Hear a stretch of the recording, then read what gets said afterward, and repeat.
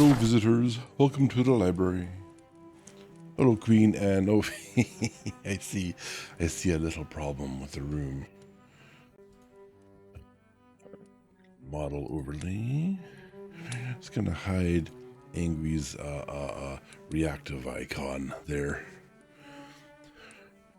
From our last collaboration on Sunday, which we did the Emperor's work. We killed the things in the stuff and also got beat up a little.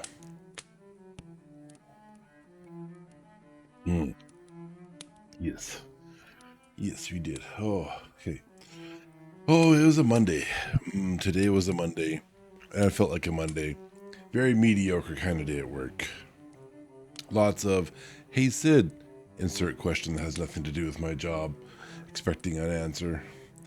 We have one particular person who's having trouble. The trouble is it's about connecting to the Wi-Fi or the network, which, screams network administrator, to be fair. This person has had a ticket open for months. I don't even know how long, but like at least 2 months, minimum 2 months, a very long time, and has bounced around and back and forth.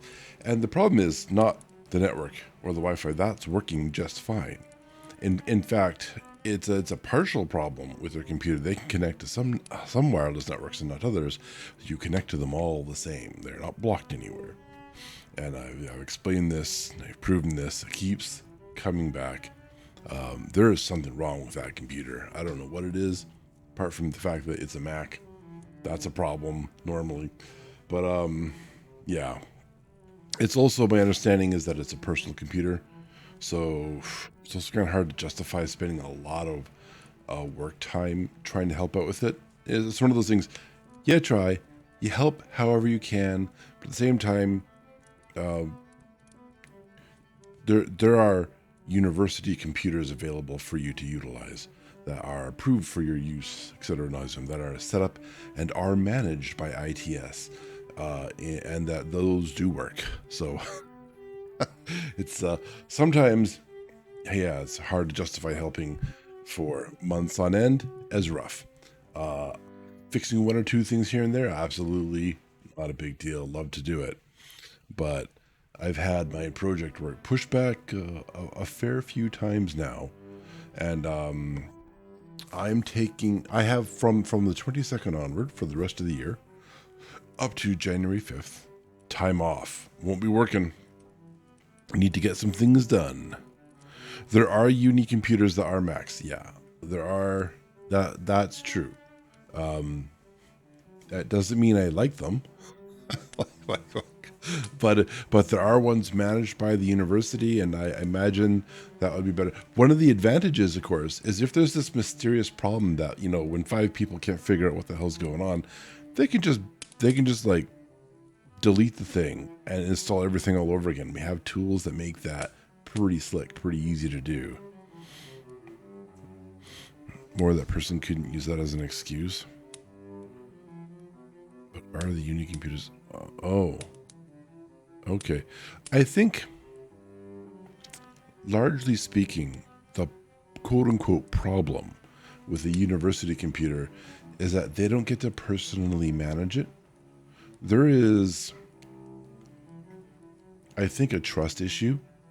And I don't think it's special to where I work. It's a lot of IT departments for companies, corporations, schools, universities, and you name it, government or private. IT departments are looked down on. And part of the problem is all the work done in an IT department is what we call largely, it's invisible. You don't notice the things that are working. You only notice the things that are broken. And then that informs your opinion of how useful an IT department is. Oh, like you only ever notice that they're there when something doesn't work. So they're only there because things are broken. So therefore they only break things, right? And you can kind of understand that. I get why that's a thing. But God, being in the department, it is sometimes overwhelming how much you have to do. And yes, sometimes these systems are fragile. They can be very fragile. But at the end of the day, they work. 99.99999% of the time, they work and you don't have a problem. And thousands of employees you utilize the cutting edge technologies that we install and bend over backwards to make work. So hearing those kind of things and those kind of opinions, it can be a little demoralizing when people don't see your work and don't respect it. Yeah, we don't need these vaccines. No one gets those. Yeah, no one gets those diseases anyway. Exactly. Yeah, exactly. I got a blurb. Did you hear a blurb? I hope you did not hear a blurb. You shouldn't. That was a system message. Was that like... That was Discord, wasn't it? Is Rar going live? He is going live. Oh, I hope he has a good stream. I'm going to stop looking at Discord, I suppose. Yeah. Yeah, cool. So we are reading The Great Gatsby tonight. I think we covered chapters 1 to 4 last time.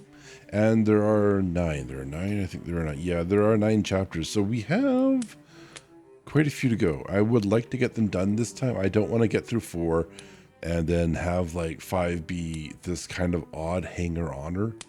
I mean, I guess what we could do is next Monday, read 1 chapter, then I can like stop the recording and restart the record. I don't know.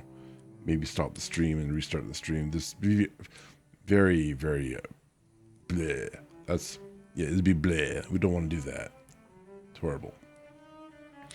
So we'll see what happens, but yeah, if I'm getting tired, I'm getting tired, and we'll call it then because I wanna look after my brain. I have another 4 days and another week of work before I can go and be irresponsible with my timing and my scheduling, and even then, I'm old man. Old man is old. Where were we? We were, just to confirm, content. We hit. Come on, why don't I have chapters and stuff in here? That's horrible. I am, I bet it's on my YouTubes. The good old YouTubes. I do everything. I record it to VOD. It is a VOD here on the old Twitch. But on YouTube, I edit the damn things. I put in things like chapter markers and a little more descriptive. Yeah. So The Great Gatsby, chapters 1 to 4. That's what I should. I'm gonna update this right now. Screw being live. Chapters 1 to 4. There we go. Save changes. Take that, internet.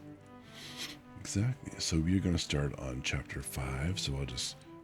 Oh, hang on. What I want to do is resize that to here. Make that 200% large because my eyes need that to be 200%. And then click on chapter 5. What happened last time? We had a party. The characters had a party. We were introduced to a whole slew of characters, and we were Nick, right? I think the protagonist's point of view, perhaps not the protagonist. Our point of view was from a character named Nick, and Nick was sort of mingling with. Wait, you banned OBV. What is that? Interesting. Nick was mingling with the rich and perhaps famous. Yeah, I won't worry about it. The rich and famous. It's he went to some of their parties. He engaged in some of their social interactions, and we had a little insight into what basically came down to a very cavalier culture, one steeped in sort of lies, dishonesty, disrespect, and debauchery. And not to mention, of course, we would go to Mr. Gatsby's house for the greatest of parties, and people would just get just drunk all over the place without any kind of restraint. And then there were a few ha-ha moments. All the drunks were driving home from the party, and the first guy out broke a wheel, and everyone was honking their horns, and people were saying, "Hey, your wheels come off." And the guy's like, "Do you know where the gas station is?" And yeah, it's haha funny in the book, but of course you think about it. Like we don't need to tell ourselves these days that you do not drink and drive. People die for that, and that's a very serious matter. And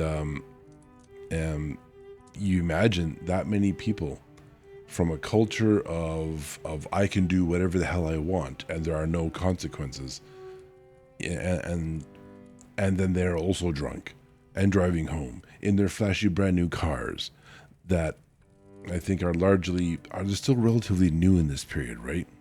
I think they are. They're definitely a rich boy's toy, if you know what I mean. Even if you don't know what I mean, you should probably figure it out.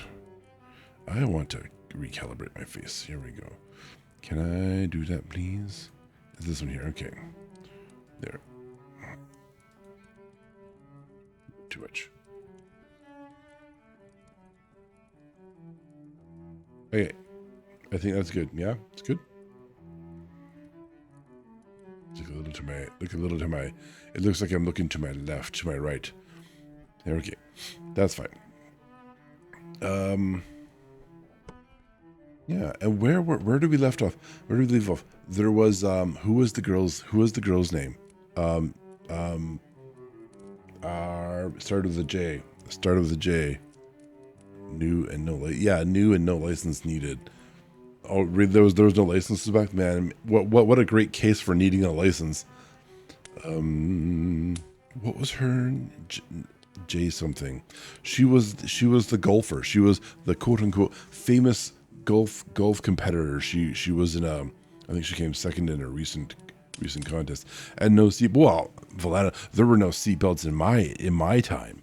Well, they existed, but they were optional back in my day when I was younger. So, yeah, mandatory seatbelts are actually a really recent thing. Yeah, thank you, old. That's right, old. That's a brag. All right, it's a brag. That's what the kids think. I know it. You know, I'm hip like that. So, what's her name? Come on. Give me the name.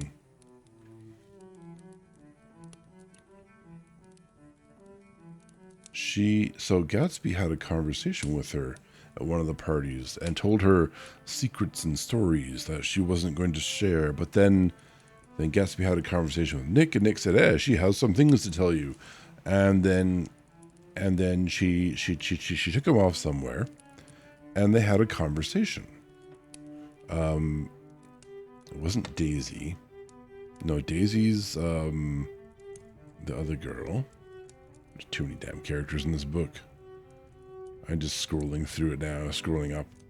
Jordan Baker. Yeah. So that is her name, and I kind of get the feeling she and Nick are buddies. I don't know if there's romance there or not. I don't know if they even care about it. I don't think any of these characters know anything about romance.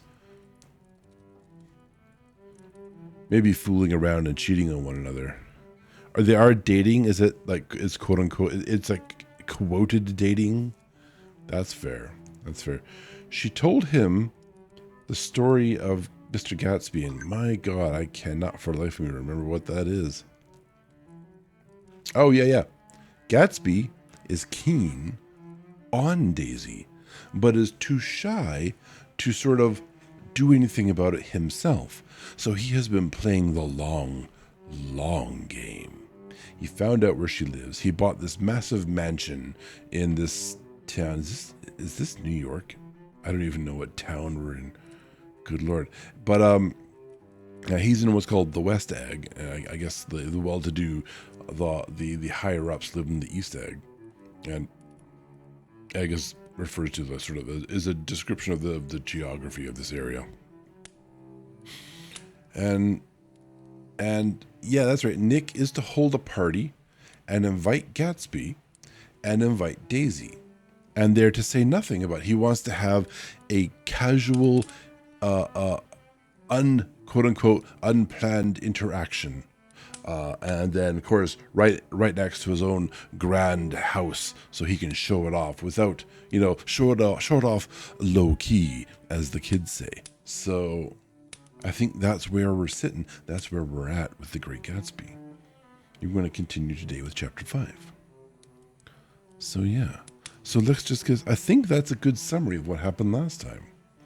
Despicable people doing parties. That's the one sentence summary of The Great Gatsby. Yeah, let's flip over.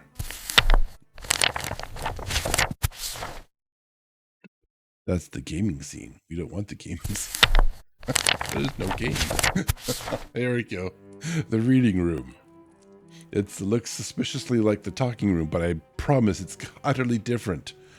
There's a witch's hat. It's in a different spot. See that above my head? Yeah. So clearly it's not the same room. Also, it has a poster and a book in it. We just walked down the hall, exactly.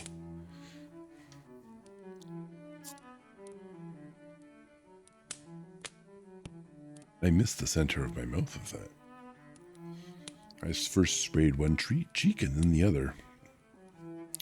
Awkward spraying your cheeks.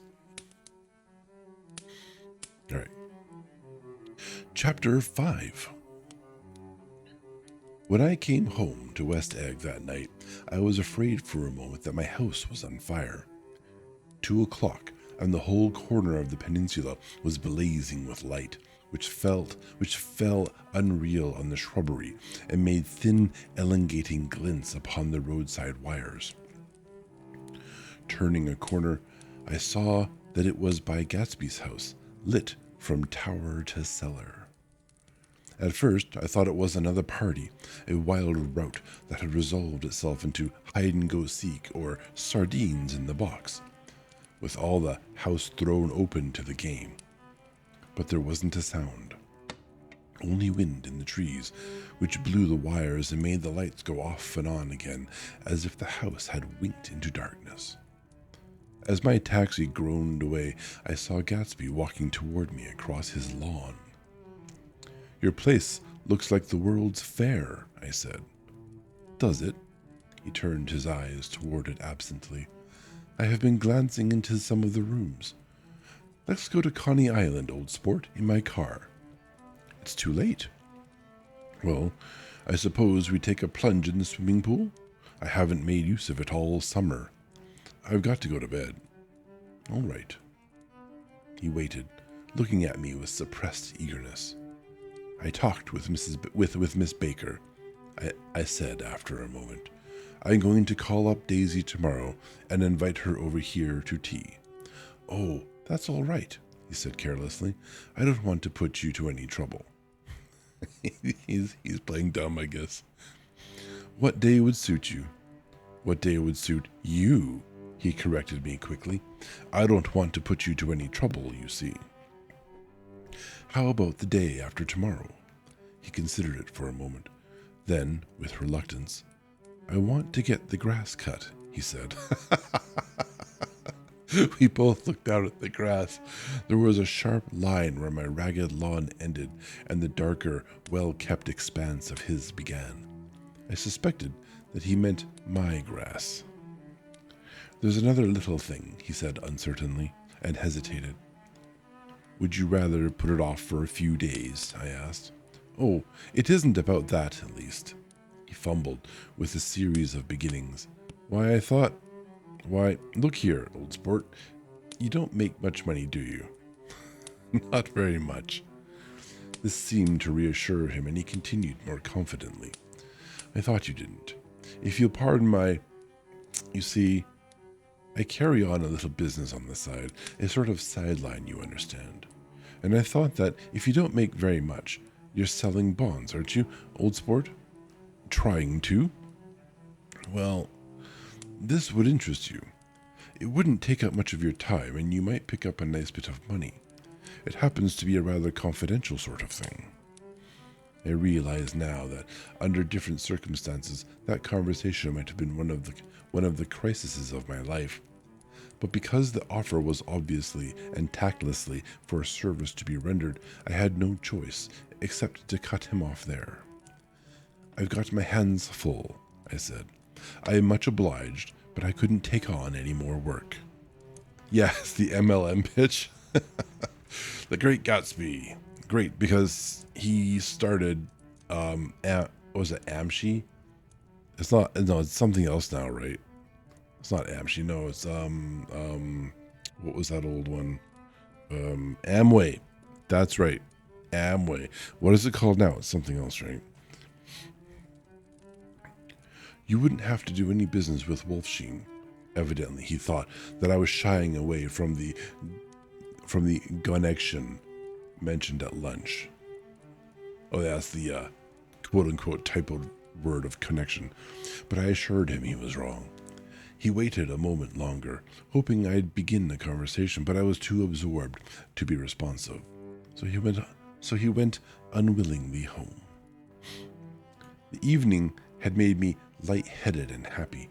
I think I walked into a deep sleep as I entered my front door. So I don't know whether or not Gatsby went to Coney Island, or for how many hours he glanced into rooms, while his house blazed gaudily on. I called up Daisy from the office next morning and invited her to come to tea. Don't bring Tom, I warned her. What? Don't bring Tom. Who is Tom? She asked innocently. The day agreed upon was pouring rain. At 11 o'clock, a man in a raincoat, dragging a lawnmower, tapped at my front door and said that Mr. Gatsby had sent him over to cut my grass. This reminded me that I had forgotten to tell my Finn to come back, so I drove into West Egg Village to search for her among soggy, whitewashed alleys and to buy some cups and lemons and flowers. The flowers were unnecessary, for at 2 o'clock a greenhouse arrived from Gatsby's, with innumerable receptacles to contain it. An hour later, the front door opened nervously, and Gatsby, in a white flannel suit, silver shirt, and gold-colored tie, hurried in. He was pale, and there were dark signs of sleeplessness beneath his eyes. Is everything all right? He asked immediately. The grass looks fine, if that's what you mean. What grass? He inquired blankly. Oh, the grass in the yard. He looked out the window at it, but judging from his expression, I don't believe he saw a thing. Looks very good, he remarked vaguely. One of the papers said they have thought the rain would stop about 4. I think it was the Journal. Have you got everything you need in the shape of tea? I looked him into the pantry, where he looked a little reproachfully at the Finn. Together we scrutinized the 12 lemon cakes from the delicatessen shop. Will they do? I asked. Of course, they're fine, he added hollowly. Old sport. He seems flustered, I think. The rain cooled about 3:30 to a damp mist, through which occasional thin drops swam like dew. Gatsby looked with vacant eyes through a copy of Clay's Economics, starting at the finished tread that shook the kitchen floor. I don't understand that sentence. Starting at the finished tread that shook the kitchen floor, and peering towards the bleared windows from time to time, as if a series of invisible but alarming happenings were taking place outside. Finally, he got up and informed me in an uncertain voice that he was going home. Why is that? Nobody's coming to tea. It's too late. He looked at his watch as if there were some pressing demand on his time elsewhere. I can't wait all day. The housekeeper walks heavy? I have no idea what that means either, Valena. There was no mention of any housekeeper. Oh, the person of Finnish. Okay, that's all right. There are nicer ways to describe people, I guess. I understand now. Thank you. Don't be silly. It's just 2 minutes to 4. He sat down miserably, as if I had pushed him, and simultaneously there was the sound of a motor turning into my lane. We both jumped up, and, a little harrowed myself, I went out into the yard. Under the dripping bare lilac trees, a large open car was coming up the drive. It stopped. Daisy's face, tipped sideways beneath a three-cornered lavender hat, looked out at me with a bright, ecstatic smile. "This is absolutely where you live, my dearest, or is this absolutely where you live, my dearest one?" The exhilarating ripple of her voice was a wild tonic in the rain. I had to follow the sound of it for a moment, up and down with my ear alone, before any words came through. A damp streak of hair lay like a dash of blue paint across her cheek, and her hand was wet with glistening drops as I took it to help her from the car. "Are you in love with me?" she said low in my ear. "Or why do I have to come alone? Or why did I have to come alone?" "That's the secret of Castle Rackrent. Tell your chauffeur to go far away and spend an hour. Come back in an hour, Ferdy." Then in a grave murmur, "His name is Ferdy. Does the gasoline affect his nose?" "I don't think so," she said innocently. "Why?" We went in. To my overwhelming surprise, the living room was deserted. "Well, that's funny," I exclaimed. "What's funny?" She turned her head as there was a light, dignified knocking at the front door. I went out and opened it. Gatsby, pale as death, with his hands plunged like weights into his coat pockets, was standing in a puddle of water, glaring tragically into my eyes. With his hands still in his coat pockets, he stalked by me into the hall, turned sharply as if he were on a wire, and disappeared into the living room. It wasn't a bit funny. Aware of the loud beating of my own heart, I pulled the door to against the increasing rain. For half a minute there wasn't a sound. Then from the living room I heard a sort of choking murmur and part of a laugh, followed by Daisy's voice on a clear, artificial note. "I'm certainly and am awfully glad to see you again." A pause. It endured horribly. I had nothing to do in the hall, so I went into the room. Gatsby, his hands still in his pockets, was reclining against the mantelpiece in a strained counterfeit of perfect ease, even of boredom.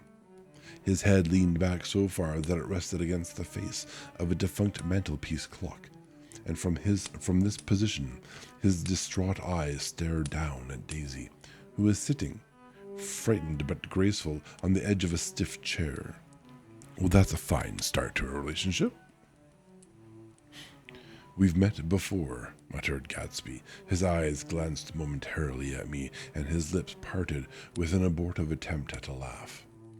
Luckily, the clock took this moment to tilt dangerously at the pressure of his head, whereupon he turned and caught it with trembling fingers and set it back in place. Then he sat down, rigidly, his elbow on the arm of the sofa and his chin in his hand. "I'm sorry about the clock," he said. My own face had now assumed a deep tropical burn. I couldn't muster up a single commonplace out of the 1,000 in my head. "It's an old clock," I told him idiotically. Yes, clock is too. I think we all believed for a moment that it had smashed in pieces on the floor. "We haven't met for many years," said Daisy, her voice as matter-of-fact as it could ever be. 5 years next November. The automatic quality of Gatsby's answer set us all back at least another minute. I had them both on their feet, with the desperate suggestion that they help me make tea in the kitchen when the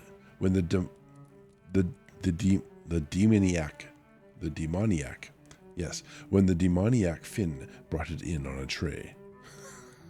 Damn it, Finn. How dare you? Oh, Ian, thank you for the follow, friend. Welcome to the channel. Amid the welcome confusion of cups and cakes, a certain physical decency established itself.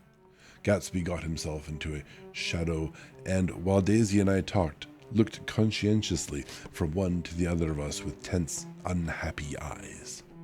However, as calmness wasn't an end in itself, I made an excuse at the first possible moment and got to my feet. "Where are you going?" demanded Gatsby in immediate alarm. "I'll be back.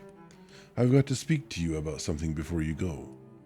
He followed me wildly into the kitchen, closed the door, and whispered, "Oh God," in a miserable way. "What's the matter?" "This is a terrible mistake," he said, shaking his head from side to side. "A terrible, terrible mistake. You're just embarrassed, that's all." And luckily, I added, Daisy's embarrassed too. "She's embarrassed?" he repeated incredulously. "Just as much as you are. Don't talk so loud. You're acting like a little boy," I broke out impatiently. "Not only that, but you're rude. Daisy's sitting in there all alone." He raised his hand to stop my words, looked at me with unforgettable reproach, and, opening the door cautiously, went back into the other room. I walked out the back way, just as Gatsby had when he had made his nervous circuit of the house half an hour before, and ran for a huge black knotted tree whose massed leaves made a fabric against the rain. Once more it was pouring, and my irregular lawn, well shaved by Gatsby's gardener, abounded in small muddy swamps and prehistoric marshes. It's like the worst time to mow your lawn, and they didn't exactly have the best lawnmowers, I suspect. There was nothing to look at from under the tree except Gatsby's enormous house, so I stared at it, like Kant at his church steeple, for half an hour. A brewer had built it early in the period craze a decade before, and there was a story that he'd agreed to pay 5 years' taxes on all the neighboring cottages if the owners would have their roofs thatched with straw. Perhaps the refusal took the heart out of his plan to found a family. He went into an immediate decline. His children sold his house with the black wreath still on the door. Americans, while willing, even eager to be serfs, have always been obstinate about being peasantry. After half an hour, the sun shone again, and the grocer's automobile rounded Gatsby's drive with the raw material for his servants' dinner. I felt sure he wouldn't eat a spoonful. A maid began opening the upper windows of his house, appeared momentarily in each, and, leaning from the large central bay, spat meditatively into the garden. It was time I went back. While the rain continued, it had seemed like a murmur of their voices, rising and swelling a little now and then with gusts of emotion. But in the new silence, I felt that silence had fallen within the house too. I went in. After making every possible noise in the kitchen, short of pushing over the stove, I don't believe they heard a sound. They were sitting at either end of the couch, looking at each other as if some question had been asked or was in the air, and every vestige of embarrassment was gone. Daisy's face was smeared with tears, and when I came in, she jumped up and began wiping at it with her handkerchief before a mirror. But there was a change in Gatsby that was simply confounding. He literally glowered. Without a word or a gesture of exultation, a new well-being radiated from him. Oh, sorry, glowed, not glowered. He literally glowed. A new well-being radiated from him and filled the little room. He was happily pissed off at everybody. Yes, that's what I thought. "Oh, hello, old sport," he said, as if he hadn't seen me for years. I thought for a moment he was going to shake hands. It stopped raining, has it?" When he realized what I was talking about, that there were twinkle bells of sunshine in the room, he smiled like a weather man, like an ecstatic patron of recurrent light, and repeated the news to Daisy. "What do you think of that? It stopped raining." "I'm glad, Jay."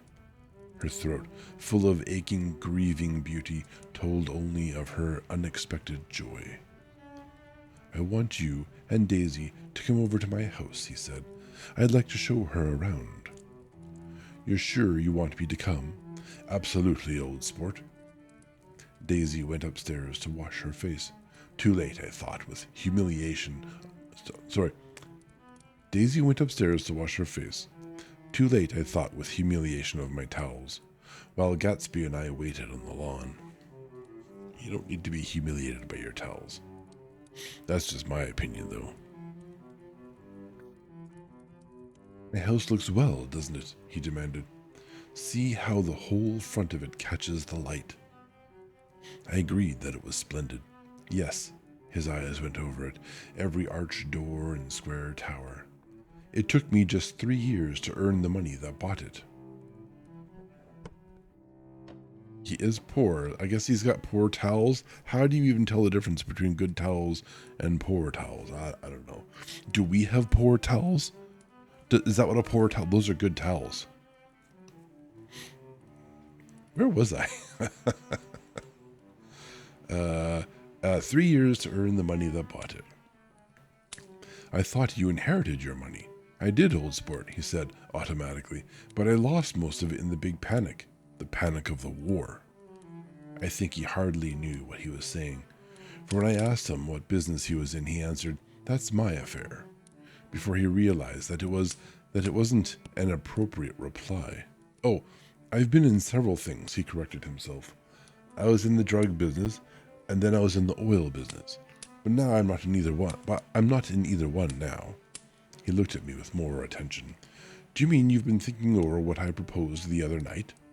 Before I could answer, Daisy came out of the house, and 2 rows of brass buttons on her dress gleamed in the sunlight. That huge place there, she cried, pointing. Do you like it? I love it, but I don't see how you live there all alone. I keep it always full of interesting people, night and day. People who do interesting things, celebrated people, yet rich people. Instead of taking the shortcut along the Sound, we went down to the road and entered by the big postern. With enchanting murmurs, Daisy admired this aspect or that of the feudal silhouette against the sky, admired the gardens and the sparkling odor of jonquils.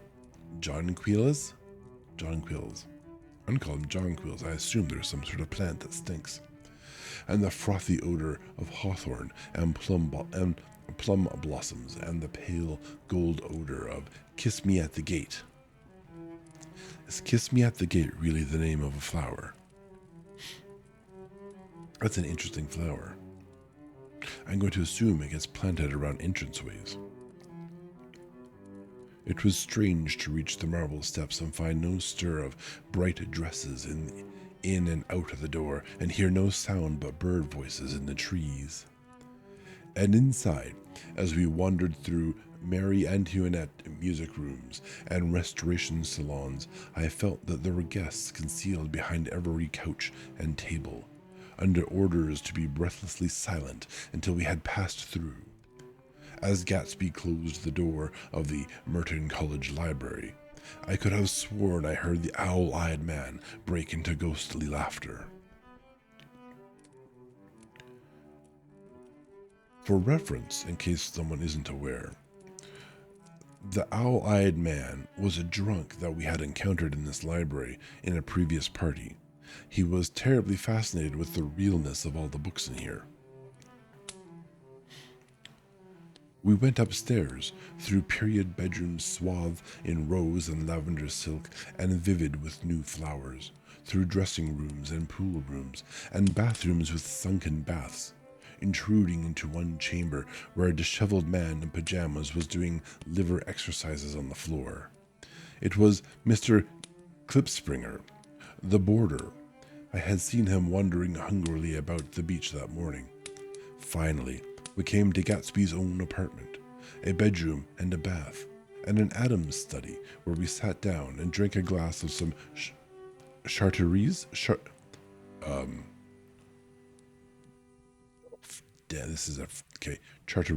That's what we're going to call it, chartreuse. He took from a cupboard in the wall. He hadn't once ceased looking at Daisy, and I think he revalued everything in his house according to the measure of response it drew from her well-loved eyes. Sometimes, too, he stared around at his possessions in a dazed way, as though in her actual and astounding presence none of it was any longer real. Once he nearly toppled down a flight of stairs. His bedroom was the simplest room of all, except where the dresser was garnished with a toilet set of pure dull gold.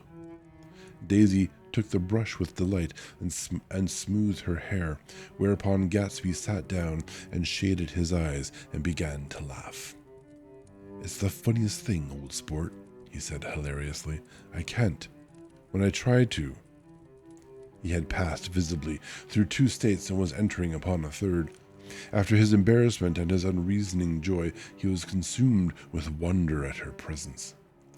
He had been full of the idea so long, dreamed it right through to the end, waited with his teeth set, so to speak, at an inconceivable pitch of intensity. Now, in the reaction, he was running down like an overwound clock.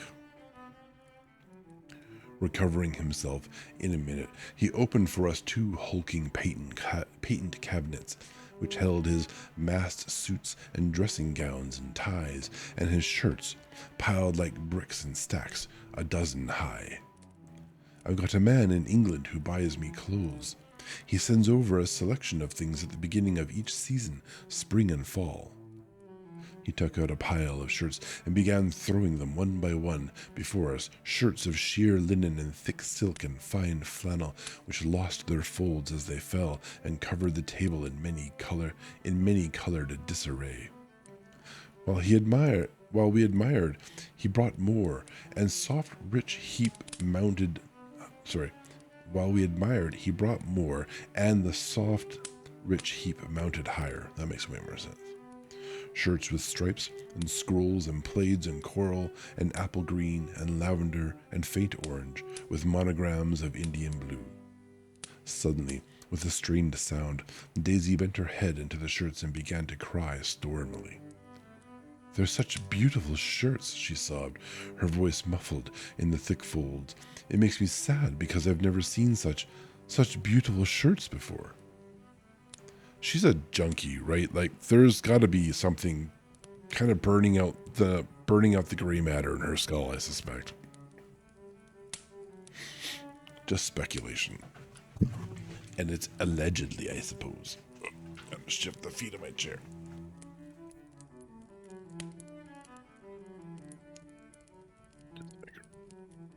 After the house, we were to see the grounds and the swimming pool and the hydroplane and the midsummer flowers, but outside Gatsby's window it began to rain again. So we stood in a row looking at the corrugated surface of the Sound.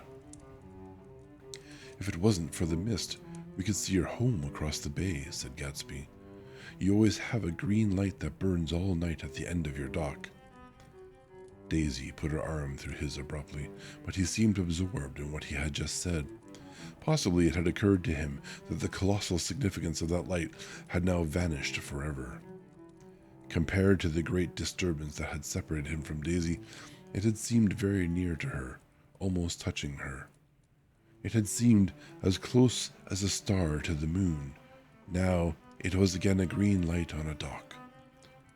His count of enchanted objects had diminished by 1. I began to walk about the room, examining various indefinite objects in the half-darkness. A large photograph of an elderly man in yachting costume attracted me. Hung on the wall over his desk. "Who's this?" That's Mr. Dan Cody, old sport." The name sounded faintly familiar. "He's dead now. He used to be my best friend years ago." There was a small picture of Gatsby, also in yachting costume, on the bureau. Gatsby, with his head thrown back defiantly, taken apparently when he was about 18. "I adore it," exclaimed Daisy. "The pompadour. You never told me you had a pompadour or a yacht." "Look at this," said Gatsby quickly. "Here's a lot of clippings about you." "Oh, good, you're Is this his stocking collection? Is that what it is? "Here's a lot of clippings about you." They stood side by side, examining it. I was going to ask to see the rubies when the phone rang and Gatsby took up the receiver. "Yes? Well, I can't talk now." "I can't talk now, old sport." I said a small town. He must know what a small town is. Well, he's no use to us if Detroit is his idea of a small town. He rang off. Come here, quick, cried Daisy at the window. The rain was still falling, but the darkness had parted in the west, and there was a pink and golden billow of foamy clouds above the sea. Look at that, she whispered. And then after a moment, I'd like to just get one of those pink clouds and put you in it and push you around. I tried to go then, but they wouldn't hear of it. Perhaps my presence made them feel more satisfactorily alone. I know what we'll do, said Gatsby. We'll have Klipspringer play the piano. He went out to the room, calling, Ewing. It says Ewing. Ewing is probably a better way to pronounce that properly. And returned in a few minutes accompanied by an embarrassed, slightly worn young man with shell-rimmed glasses and scanty blonde hair. He was now decently clothed in a sport shirt, open at the neck, sneakers and duck trousers of a nebulous hue. Did we interrupt your exercise? Inquired Daisy politely. I was asleep, cried Mr. Klipspringer in a spasm of embarrassment. That is, I'd been asleep. Then I got up. Klipspringer plays the piano, said Gatsby, cutting him off. Don't you, Ewing, old sport? I don't play well. I don't. Hardly play at all. I'm out of We'll go downstairs, interrupted Gatsby. He flipped a switch. The gray windows disappeared as the house glowed full of light. In the music room, Gatsby turned on a solitary lamp beside the piano. He lit Daisy's cigarette from a trembling match and sat down with her on a couch far across the room, where there was no light save what the gleaming floor bounced in from the hall. When Klipspringer had played The Love Nest, he turned around on the bench and searched unhappily for Gatsby in the gloom. I'm all out of practice, you see. I told you I couldn't play. I'm all out of practice. Don't talk so much, old sport, commanded Gatsby. Play. This is how we treat our guests with respect.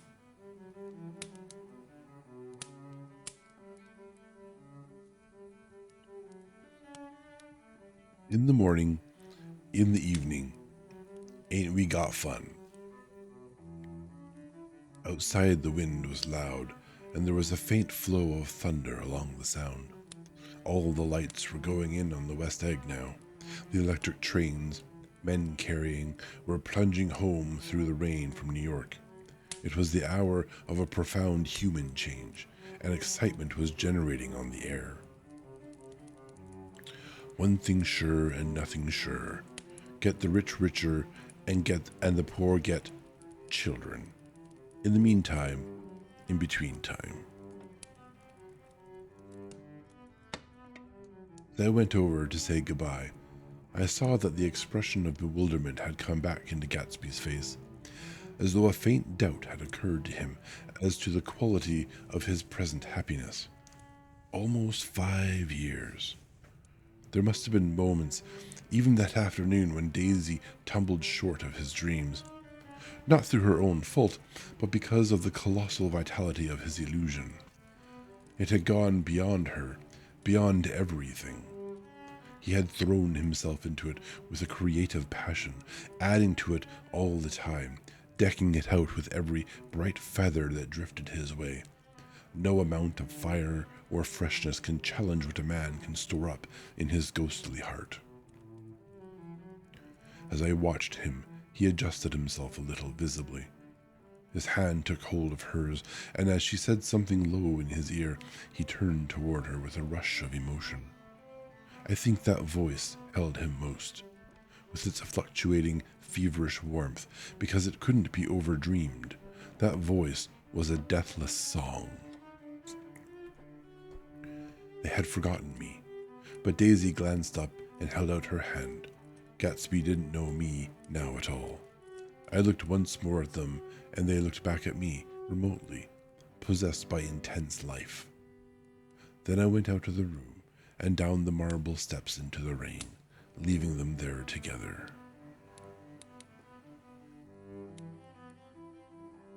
That is the end of chapter 5.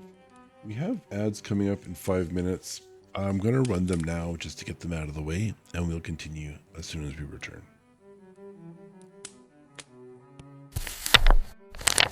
We are back. Make sure I hit the right button this time for my scene change.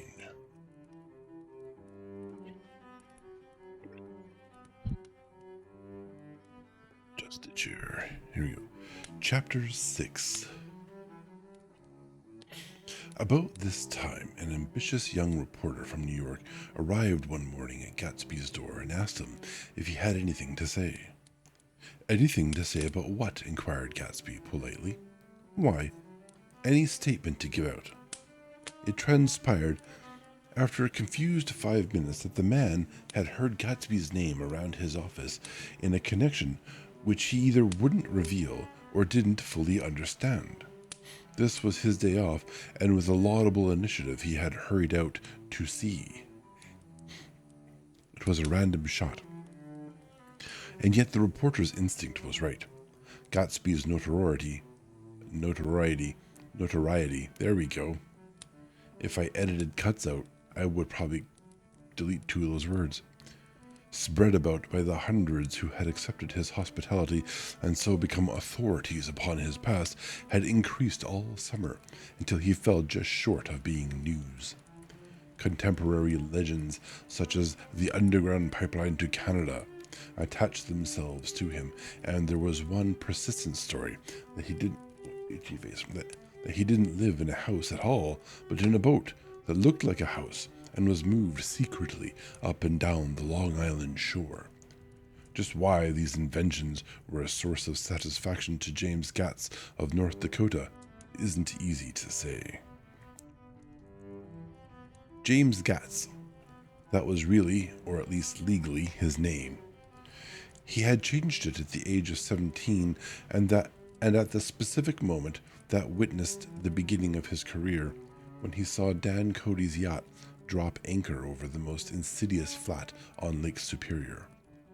It was James Gatz, who had been loafing along the beach that afternoon in a torn green jersey and a pair of canvas pants, but it was already J. Gatsby, who borrowed a rowboat, pulled out to the Tuolumne. Tuolumne? I think so.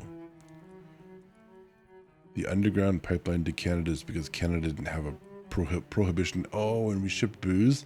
Yeah, go Canada. Borrowed a rowboat, pulled out to the Tuolumne, and informed Cody that a wind might catch him and break him up in half an hour. I suppose he'd had the name ready for a long time even then. His parents were shiftless and unsuccessful farm people. His imagination had never really accepted them as his parents at all. The truth was that J. Gatsby of West Egg, Long Island, sprang from his platonic conception of himself. He was a son of God, a phrase which, if it means anything, means just that, and he must be about his father's business, the service of a vast, vulgar, meretricious beauty. Meretricious beauty. That's, to me, that sounds like there's some implication of merit in beauty or something. Either way, apparently it's vulgar. So he invented just the sort of J. Gatsby that a 17-year-old boy would be likely to invent, and to this conception he was faithful to the end. For over a year he had been beating his way along the south shore of Lake Superior as a clam digger and a salmon fisher, or in any other capacity that brought him food and bed. His brown, hardened body lived naturally through the half-fierce, half-lazy work of the bracing days. He knew women early, and since they spoiled him, he became contemptuous of them. Of young virgins because they were ignorant, and of the others because they were hysterical about things which in his overwhelming self-absorption he took for granted. But his heart was in a constant turbulent riot. The most grotesque and fantastic conceits haunted him in his bed at night. A universe of ineffable gaudiness sprung itself out in his brain while the clock ticked on the washstand and the moon soaked with wet lights his tangled clothes upon the floor. Each night he added to the pattern of his fancies until drowsiness closed down upon some vivid scene with an oblivious embrace. For a while, these reveries provided an outlet for his imagination. They were a satisfactory hint of the unreality of reality, a promise that the rock of the world was founded securely on a fairy's wing. An instinct toward his future glory had led him, some months before, to the small Lutheran college of St. Ulf's in southern Minnesota. He stayed there 2 weeks, dismayed at his ferocious indifference to the drums of his destiny, to destiny itself, and despising the janitor's work with which he was to pay his way through. Then he drifted back to Lake Superior, and he was still searching for something to do on the day that Dan Cody's yacht dropped anchor in the shallows along shore. Cody was 50 years old then, a product of the Nevada silver fields of the Yukon, of every rush for metal since '75. The transactions in Montana copper that made him many times a millionaire found him physically robust, on the verge of soft-mindedness. And suspecting this, an infinite number of women tried to separate him from his money. The none too savory ramifications by which Ella Kay, the newspaper woman, played Madame de Maintenon to his weakness and sent him to sea in a yacht were common property of the turgid journalism in 1902. He had been coasting along all too hospitable shores for 5 years when he turned up as James Gats's destiny in Little Girl Bay. 2 young Gats, resting on his oars and looking up at the railed deck, that yacht represented all the beauty and glamour in the world. I suppose he smiled at Cody. He had probably discovered how people liked him when he smiled. At any rate, Cody asked him a few questions. One of them elicited the brand new name, and found that he was quick and extravagantly ambitious. A few days later, he took him to the Duluth and bought him a blue coat, 6 pairs of white duck trousers, and a yachting cap. And when the Tuolumne left for the West Indies and the Barbary Coast, Gatsby left too. He was employed in a vague personal capacity. While he remained with Cody, he was in turn steward, mate, skipper, secretary, and even jailer, for Dan Cody sober knew what lavish doings Dan Cody drunk might soon be about, and he provided for such contingencies by reposing more and more trust in Gatsby. The arrangement lasted 5 years, during which the boat went 3 times around the continent. It might have lasted indefinitely, except for the fact that Ella Kay came on board one night in Boston, and a week later, Dan Cody inhospitably died. Suspicious. I remember the portrait of him up in Gatsby's bedroom, a gray, florid man with a hard, empty face, the pioneer debauchee, who, during one phase of American life, brought back to the eastern seaboard the savage violence of the frontier brothel and saloon. It was indirectly due to Cody that Gatsby drank so little. Sometimes, in the course of gay parties, women used to rub champagne into his hair. For himself, he formed the habit of letting liquor alone. And it was from Cody that he inherited money. A legacy of $25,000. He didn't get it. He never understood the legal device that was used against him, but what remained of the millions went intact to Ella Kay. He was left with his singularly appropriate education.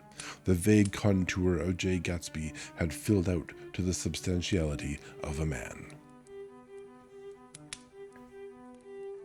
He told me all this very much later, but I've put it down here with the idea of exploding those first wild rumors about his anecdotes, which weren't even faintly true. Moreover, he told it to me at a time of confusion, when I had reached the point of believing everything and nothing about him. So I take advantage of this short halt, while Gatsby, so to speak, caught his breath, to clear this set of misconceptions away. It was a halt, too, in my association with his affairs. For several weeks I didn't see him or hear his voice on the phone.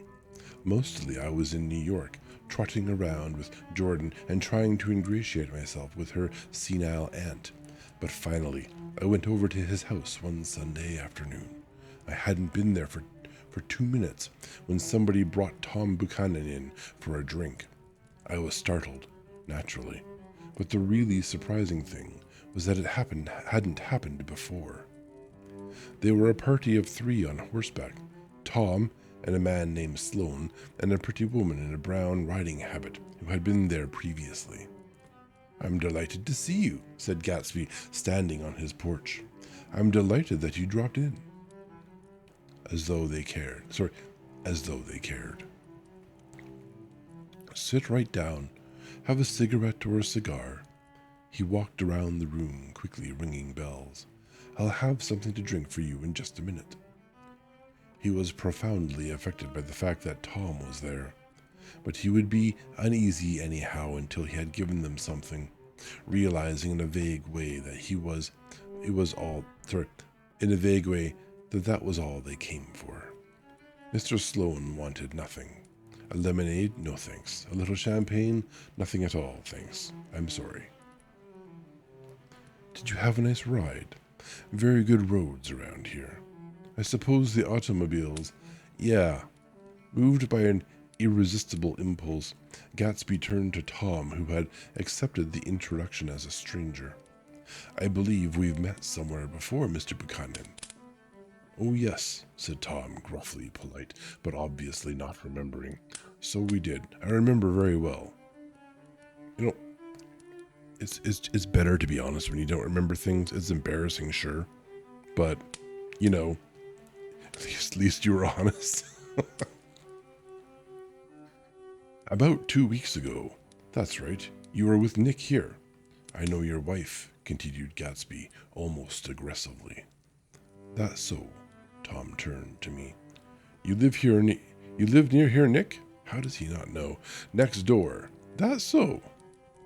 Mr. Sloan didn't enter into the conversation, but lounged back haughtily in his chair. The woman said nothing either, until unexpectedly, after 2 highballs, she became cordial. "We'll all come over to your next party, Mr. Gatsby," she suggested. "What do you say?" "Certainly. I'd be delighted to have you." "Be very nice," said Mr. Sloan without gratitude. "Well, think ought to be starting home." "Please don't hurry," Gatsby urged them. He had control of himself now, and he wanted to see more of Tom. Why don't you stay for supper? I wouldn't be surprised if some other people dropped in from New York." "You come to supper with me," said the lady enthusiastically. "Both of you." This included me. Mr. Sloan got to his feet. "Come along," he said, but only to her. But to her only. "I mean it," she insisted. "I'd love to have you. Lots of room." Gatsby looked at me questioningly. He wanted to go, and he didn't see that Mr. Sloan had determined he shouldn't. "I'm afraid I won't be able to," I said. "Well, you come," she urged, concentrating on Gatsby. Mr. Sloan murmured something close to her ear. We won't be late if we start now," she insisted aloud. "I haven't got a horse," said Gatsby. "I used to ride in the army, but I've never bought a horse. I'll have to follow you in my car. Excuse me for just a minute." The rest of us walked out on the porch, where Sloan and the lady began an impassioned conversation outside. "My God, I believe the man's coming," said Tom. "Doesn't he know she doesn't want him?" "She says she does want him. She has a big dinner party, and he won't know a soul there." He frowned. "I wonder where in the devil he met Daisy." By God, I may be old-fashioned in my ideas, but women run around too much these days to suit me. They meet all kinds of crazy fish. Yeah, like you, Tom. And suddenly they start cheating on their husbands. Imagine that. Suddenly, Mr. Sloane and the lady walked down the steps and mounted their horses. Come on, said Mr. Sloane to Tom. We're late. We've got to go. And then to me, tell him we couldn't wait, will you? Tom and I shook hands. The rest of us exchanged a cool nod, and they trotted quickly down the drive, disappearing under the August foliage just as Gatsby, with hat and light overcoat in hand, came out the front door. Tom was evidently perturbed at Daisy's running around alone, for on the following Saturday night he came with her to Gatsby's party. Perhaps his presence gave the evening its peculiar quality and oppressiveness. It stands out in my memory from Gatsby's other parties that summer. There were the same people, or at least the same sort of people. The same profusion of champagne, the same many-colored, many-keyed commotion, but I felt an unpleasantness in the air, a pervading harshness that hadn't been there before. Or perhaps I had merely grown used to it, grown to accept West Egg as a world complete in itself, with its own standards and its own great figures, second to none because it had no consciousness of being so. And now I was looking at it again, through Daisy's eyes. It is invariably saddening to look through new eyes at things upon which you have expended your own powers of adjustment. Oh, itchy ear. They arrived at twilight, and as we strolled out among the sparkling hundreds, Daisy's voice was playing murderous tricks in her throat, or murmurous tricks in her throat. These things excite me so, she whispered. If you want to kiss me any time during the evening, Nick, just let me know and I'll be glad to arrange it for you. Just mention my name, or present a green card. I'm giving out green. Look around, suggested Gatsby. I am looking around. I'm having a marvelous. You must see the faces of many people you've heard about. Tom's arrogant eyes roamed the crowd. We don't go around very much, he said. In fact, I was just thinking I don't know a soul here. Perhaps you know that lady, Gatsby indicated a gorgeous, scarcely human orchid of a woman who sat in state under a white plum tree. Tom and Daisy stared, with that peculiarly unreal feeling that accompanies the recognition of a hitherto ghostly celebrity of the movies. She's lovely, said Daisy. The man bending over her is her director. He took them ceremoniously from group to group. Mrs. Buchanan and Mr. Buchanan. After an instant's hesitation, he added, the polo player. Oh no, objected Tom quickly, not me.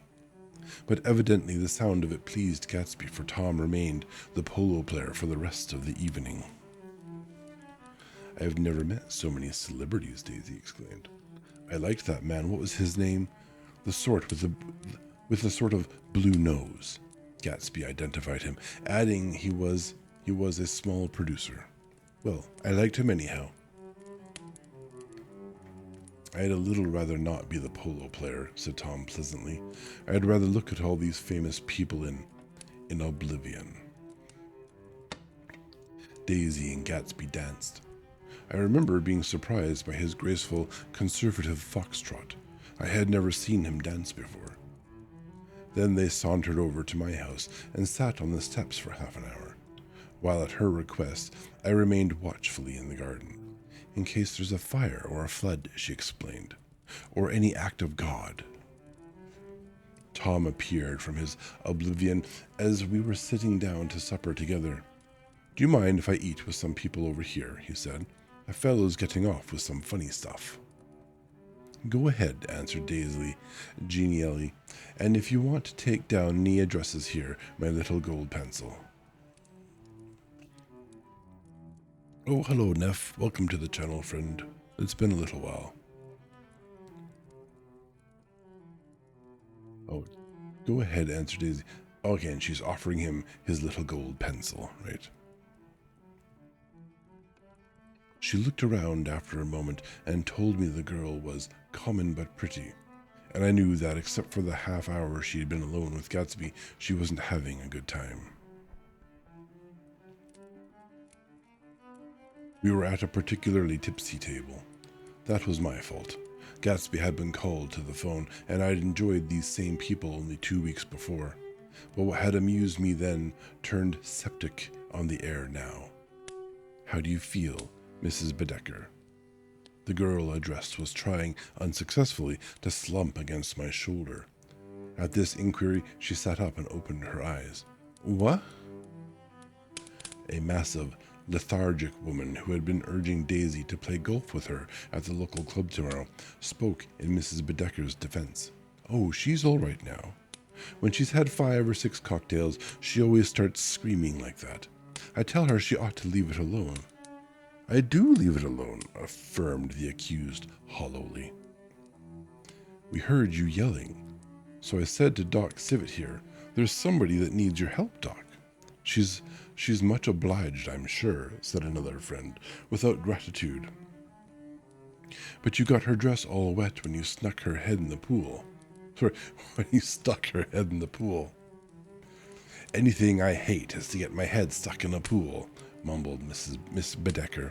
They almost drowned me once over in New Jersey. Then you ought to leave it alone, countered Doc Civet. Speak for yourself, cried Miss Bedecker violently. Your hand shakes. I wouldn't let you operate on me. It was like that. Almost the last thing I remember was standing with Daisy and watching the moving picture director and his star. They were still under the white plum tree, and their faces were touching, except for a pale, thin ray of moonlight between. It occurred to me that he had been very slowly bending toward her all evening to attain this proximity. And even while I watched, I saw him stoop 1 ultimate degree and kiss at her cheek. I like her, said Daisy. I think she's lovely. But the rest offended her, and inarguably because it wasn't a gesture but an emotion. She was appalled by West Egg, this unprecedented place that Broadway had begotten upon a Long Island fishing village, appalled by its raw vigor and chafed under the old euphemisms and by the too obtrusive fate that herded its inhabitants along a shortcut from nothing to nothing. She saw something awful in the very simplicity she failed to understand. I sat on the front steps with them while they waited for their car. It was dark here in front. Only the bright door sent 10 square feet of light volleying out into the soft black morning. Sometimes a shadow moved against the dressing room blind above, gave way to another shadow, an indefinite procession of shadows who rode and powdered in an invisible glass. Yeah, like about 10% of the sentences I read in this book, I do not understand what the hell they are talking about. Makes me feel young.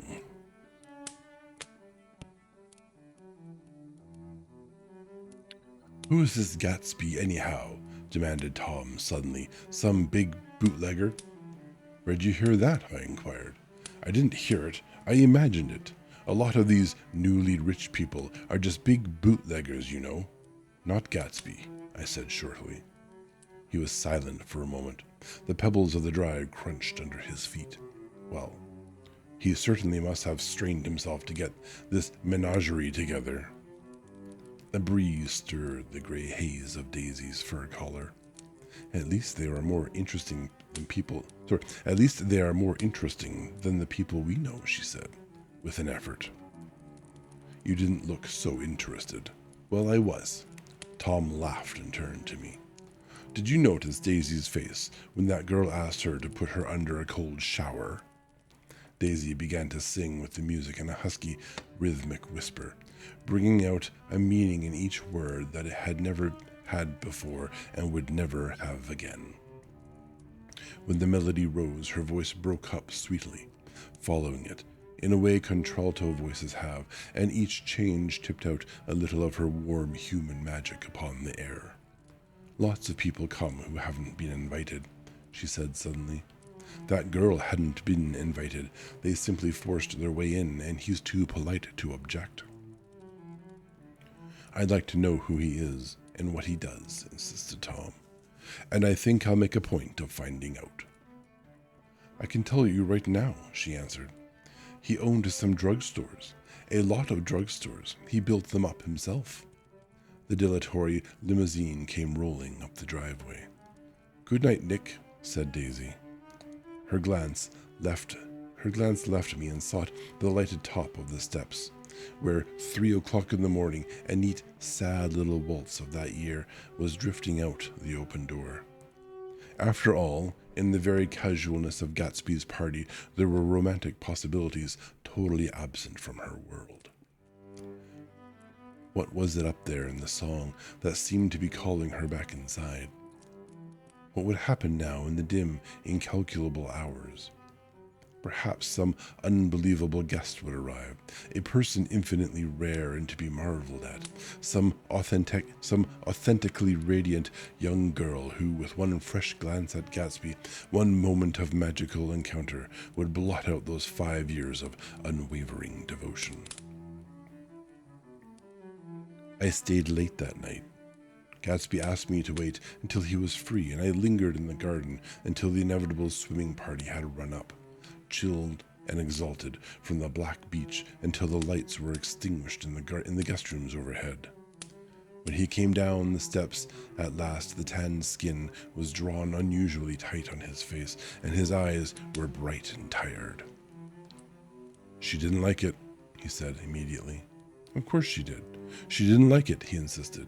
She didn't have a good time. He was silent, and I guessed at his unutterable depression. I feel far away from her, he said. It's hard to make her understand. You mean about the dance? The dance? He dismissed all the dances he had given with the snap of his fingers. Old sport, the dance is unimportant. He wanted nothing less of Daisy than that she should go to Tom and say, I never loved you. After she had obliterated 4 years with that sentence, they could decide upon the more practical measures to be taken. One of them was that, after she was free, they were to go back to Louisville and be married from her house, just as if it were 5 years ago. She doesn't understand, he said. She used to be able to understand. We'd sit for hours. He broke off and began to walk up and down a desolate path of fruit rinds and discarded favors and crushed flowers. I wouldn't ask too much of her, I ventured. You can't repeat the past. Can't repeat the past, he cried incredulously. Why, of course you can. He looked around him wildly, as if the past were lurking here in the shadow of his house, just out of reach of his hand.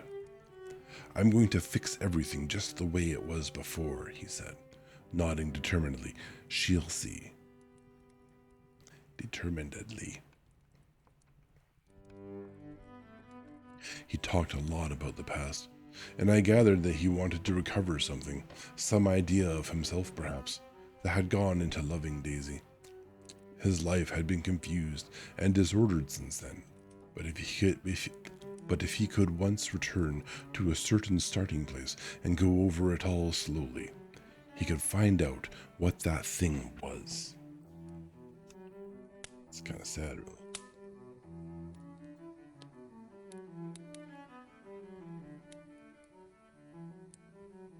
One autumn night, 5 years before, they had been walking down the street when the leaves were falling, and they came to a place where there were no trees, and the sidewalk was white with moonlight. They stopped here and turned toward each other. Now, it was a cool night, with that mysterious excitement in it which comes at the 2 changes of the year. The quiet lights in the houses were humming out into the darkness, and there was a stir and bustle among the stars. Out of the corner of his eye, Gatsby saw that the blocks of the sidewalk really formed a ladder, and mounted to a secret place above the trees. He could climb to it. If he climbed alone, he could climb to it if he climbed alone. And once there, he could suck up the pap of life, gulp down the incomparable milk of wonder. He's going for milk. His heart beat faster as Daisy's white face came up to his own. He knew that when he kissed this girl, and forever wed his unutterable visions to her perishable breath, his mind would never romp again like the mind of God. So he waited, listening for a moment longer to the tuning fork that had been struck upon a star. Then he kissed her. At his lips' touch, she blossomed for him like a flower, and the incarnation was complete. Through all he said, even through his appalling sentimentality, I was reminded of something, an elusive rhythm, a fragment of lost words that I had heard somewhere a long time ago. For a moment, a phrase tried to take shape in my mouth, and my lips parted like a dumb man's, as though there was more struggling upon them than a wisp of startled air. But they made no sound, and what I had almost remembered was uncommunicable forever. Chapter 7. It was when curiosity about Gatsby was at its highest that the lights in his house failed to go on one Saturday night, and as obscurely as it had begun, his career as Tremalco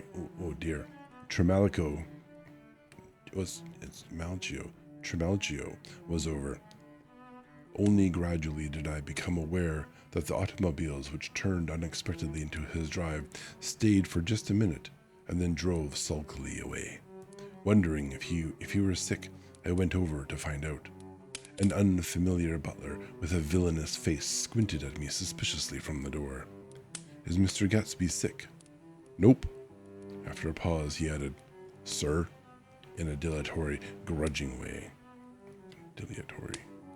I hadn't seen him around, and I was rather worried. "Tell him Mr. Carraway came over." "Who?" he demanded rudely. "Carraway. Carraway, all right, I'll tell him."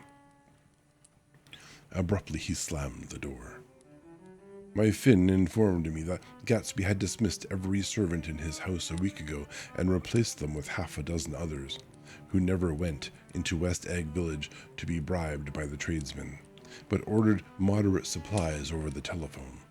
The grocery boy reported that the kitchen looked like a pigsty, and the general opinion in the village was that the new people weren't servants at all. Next day, Gatsby called me on the phone. "Going away?" I inquired. "No, old sport. I hear you fired all your servants. I wanted somebody who wouldn't gossip. Daisy comes over quite often, in the afternoons."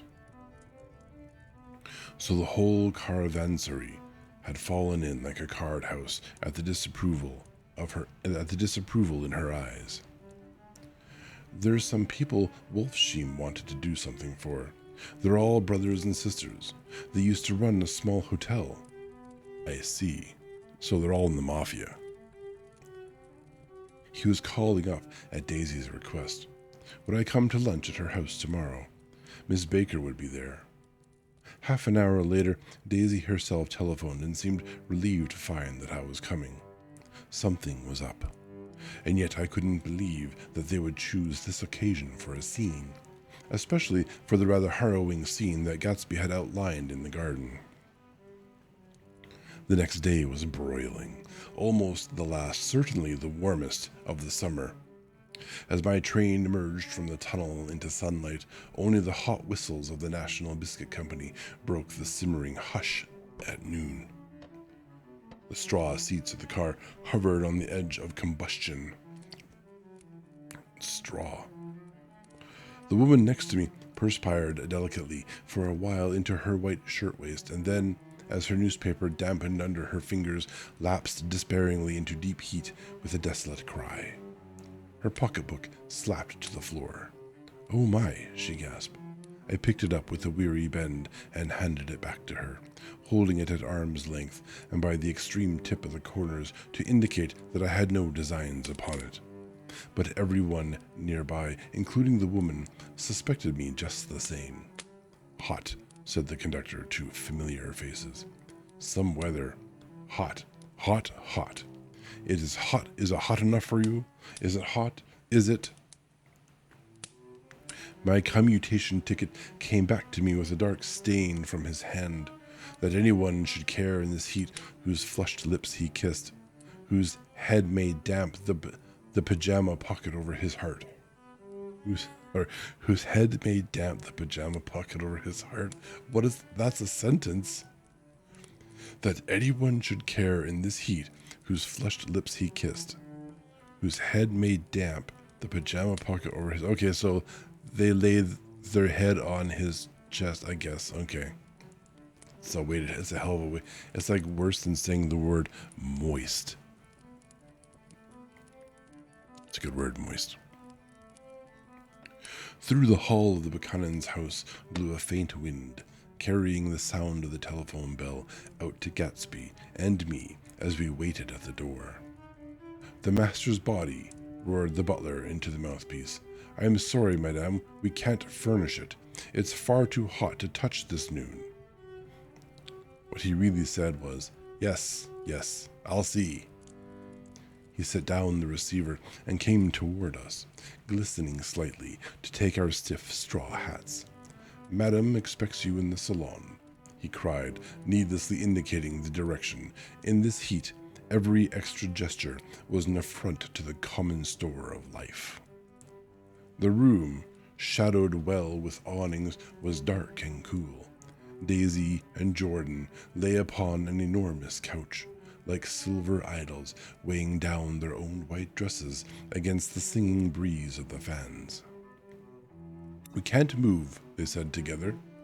Jordan's fingers, powdered white over their tan, rested for a moment in mine. And Mr. Thomas Buchanan, the athlete? I inquired. Simultaneously, I heard his voice, gruff, muffled, husky, at the hall telephone. Gatsby stood in the center of the crimson carpet and gazed around with fascinated eyes. Daisy watched him and laughed her sweet, enticing laugh. A tiny gust of powder rose from her bosom into the air. The rumor is, whispered Jordan, that that's Tom's girl on the telephone. We were silent. The voice in the hall rose high with annoyance. Very well, then. I won't sell you the car at all. Oh, it's her husband. I am under no obligations to you at all, and as for your bothering me about it at lunchtime, I won't stand that at all. Holding down the receiver, said Daisy cynically. No, he's not, I assured her. It's a bona fide deal. I happen to know about it. Tom flung open the door, blocked out its space for a moment with his thick body, and hurried into the room. Mr. Gatsby, he put out his broad, flat hand with well-concealed dislike. I am glad to see you, sir. Nick? Make us a cold drink, cried Daisy.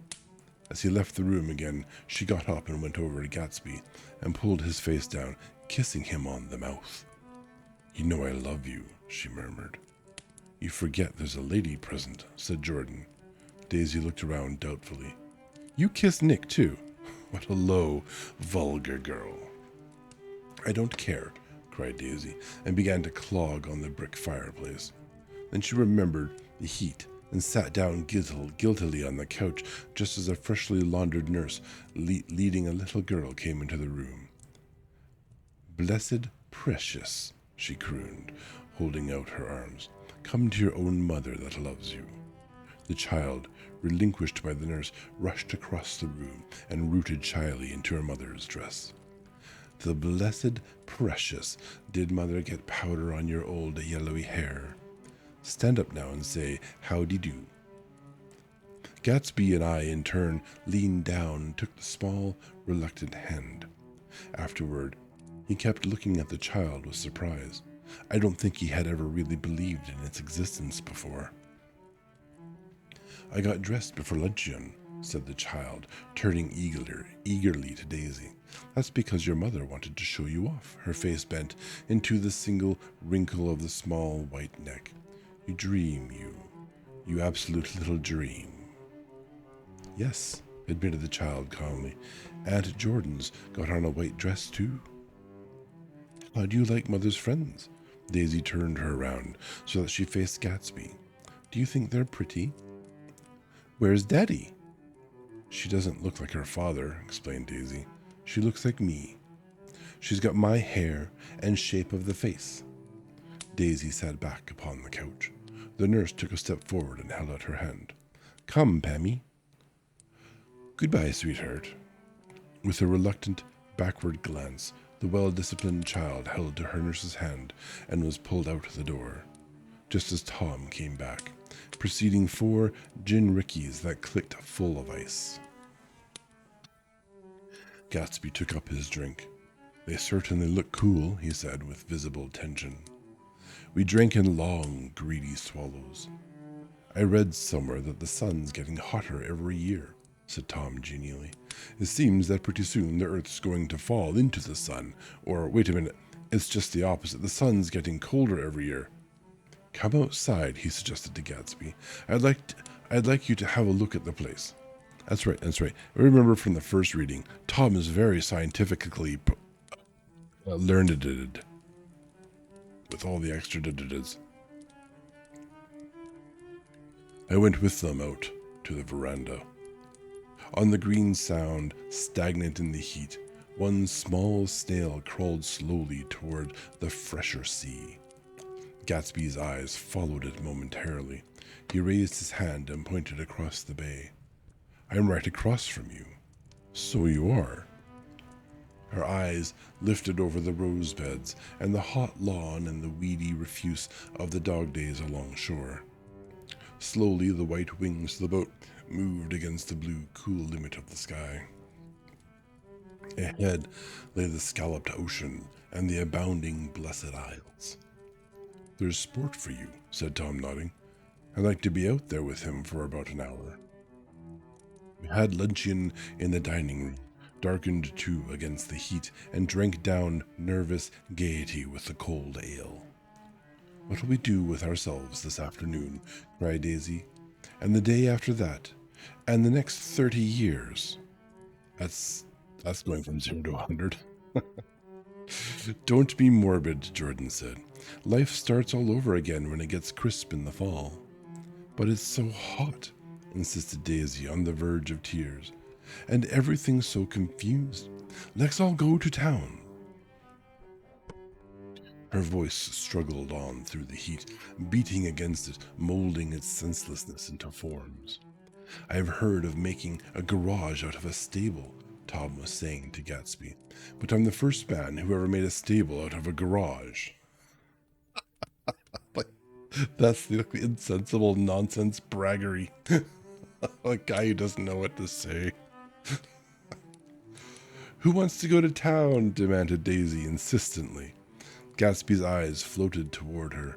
Ah, she cried, you look so cool. Their eyes met, and they stared together at each other, alone in space.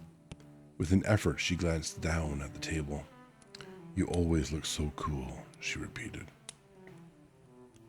She had told him that she loved him, and Tom Buchanan saw. He was astounded. His mouth opened a little, and he looked at Gatsby, and then back at Daisy as if he had just recognized her as someone he knew a long time ago. You resemble the advertisement of the man, she went on innocently. You know the advertisement of the man? All right, broke in Tom quickly. I am perfectly willing to go to town. Come on. We're all going to town. He got up, his eyes still flashing between Gatsby and his wife. No one moved. Come on, his temper cracked a little. What's the matter anyhow? If we're going to town, let's start. His hand, trembling with his effort at self-control, bore to his lips the last of his glass of ale. Daisy's voice got us to our feet and out onto the blazing gravel drive. Are we just going to go? She objected. Like this? Aren't we going to let anyone smoke a cigarette first? Everybody smoked all through lunch. Oh, let's have fun, she begged him. It's too hot to fuss. He didn't answer. Have it your own way, she said. Come on, Jordan. They went upstairs to get ready, while three men stood there shuffling the hot pebbles with our feet. A silver curve of the moon hovered already in the western sky. Gatsby started to speak, changed his mind, but not before Tom wheeled and faced him expectantly. Have you got your stables here? Asked Gatsby with an effort. About a quarter of a mile down the road. Oh. A pause. I don't see the idea of going to town, broke out Tom savagely. Women get these notions in their heads. Shall we take anything to drink? Called Daisy from an upper window. I'll get some whiskey, answered Tom. He went inside. It's like the only thing that they can drink is alcohol. Gatsby turned to me rigidly. I can't say anything in this household sport. She's got an indiscreet voice, I remarked. It's full of... I hesitated.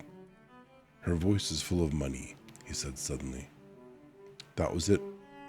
I'd never understood it before. It was full of money. That was the inexhaustible charm that rose and fell in it, the jingle of it, the symbol's song of it. High in a white palace, the king's daughter, the golden girl. Tom came out of the house, wrapping a quart bottle in a towel. He followed by Daisy and Jordan, wearing small tight hats of metallic cloth and carrying light capes over their arms. Shall we all go in my car? Suggested Gatsby. He felt hot. Green leather of the seat. That's a sentence. He felt hot, comma, green leather of the seat. That's a sentence. Oh, he felt the hot. Oh dear, okay, let me start over. Shall we all go in my car? Suggested Gatsby. He felt the hot, green leather of the seat. I ought to have left it in the shade. Is it standard shift? Demanded Tom. Yes. Well, you take my coupe and let me drive your car to town. The suggestion was distasteful to Gatsby. I don't think there's much gas, he objected. Plenty of gas, said Tom boisterously. He looked at the gauge. And if it runs out, I can stop at a drugstore. You can buy anything at a drugstore nowadays. A pause followed this apparently pointless remark. Daisy looked at Tom, frowning, and an indefinable expression, at once definitely unfamiliar and vaguely recognizable, as if I had only heard it described in words, passed over Gatsby's face. Come on, Daisy, said Tom, pressing her with his hand towards Gatsby's car. I'll take you in this circus wagon. Yeah, let me go sell your car. Ooh, that's right. He opened the door, but she moved out from the circle of his arm. You take Nick and Jordan. We'll follow you in the coupe. She walked close to Gatsby, touching his coat with her hand. Jordan and Tom and I got into the front seat of Gatsby's car. Tom pushed the unfamiliar gears tentatively, and we shot off into the oppressive heat, leaving them out of sight behind. Did you see that? Demanded Tom. See what? He looked at me keenly, realizing that Jordan and I must have known all along. You think I'm pretty dumb, don't you? He suggested. Perhaps I am, but I have almost a second sight sometimes that tells me what to do. Maybe you don't believe that, but science... He paused. The immediate contingency overtook him, pulled him back from the edge of the theoretical abyss. I've made a small investigation of this fellow, he continued. I could have gone deeper if I'd known. Do you mean you've been to a medium? Inquired Jordan humorously. What? Confused, he stared at us as we laughed. A medium? About Gatsby. About Gatsby? No, I haven't. I said I'd been making a small investigation of his past. And you found out he was an Oxford man, said Jordan helpfully. An Oxford man? He was incredulous. Like hell he is. He wears a pink suit. Because that no one from Oxford can wear a pink suit, apparently. Nevertheless, he's an Oxford man. Oxford, New Mexico, snorted Tom contemptuously, or something like that. Listen, Tom, if you're such a snob, why did you invite him to lunch? Demanded Jordan crossly. Daisy invited him. She knew him before we were married, God knows where. We were all irritable now with the fading ale, and aware of it, we drove for a while in silence. Then, as Dr. T.J. Eckelberg's faded eyes came into sight down the road, I remembered Gatsby's caution about gasoline. We've got enough to get us to town, said Tom. But there's a garage right there, objected Jordan. I don't want to get stalled in this baking heat. Tom threw on both brakes impatiently, and we slid into an abrupt, dusty... Sorry, I'm hiccuping. Tom threw on both brakes impatiently, and we slid to an abrupt, dusty stop under Wilson's sign.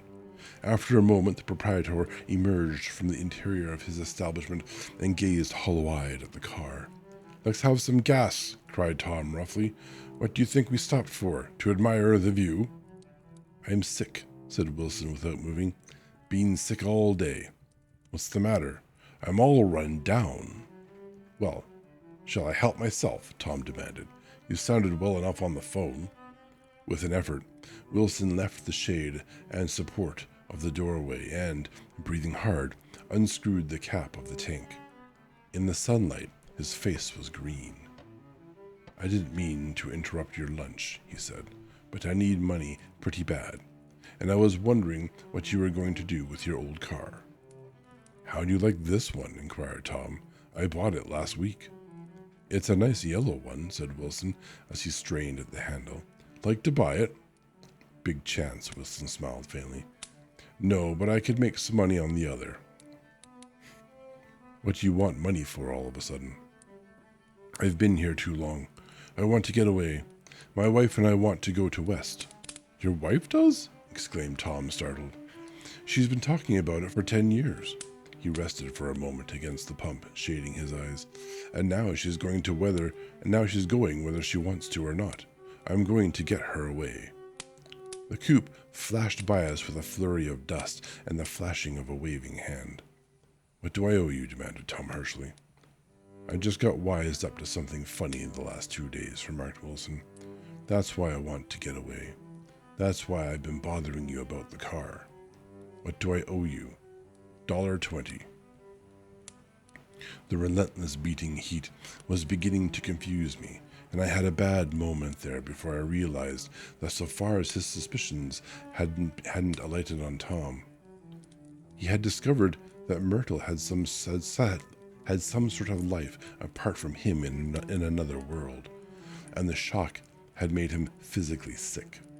I stared at him, and then at Tom, who had made a parallel discovery less than an hour before, and it occurred to me that there is no difference between men, in intelligence or race, so profound as the difference between the sick and the well.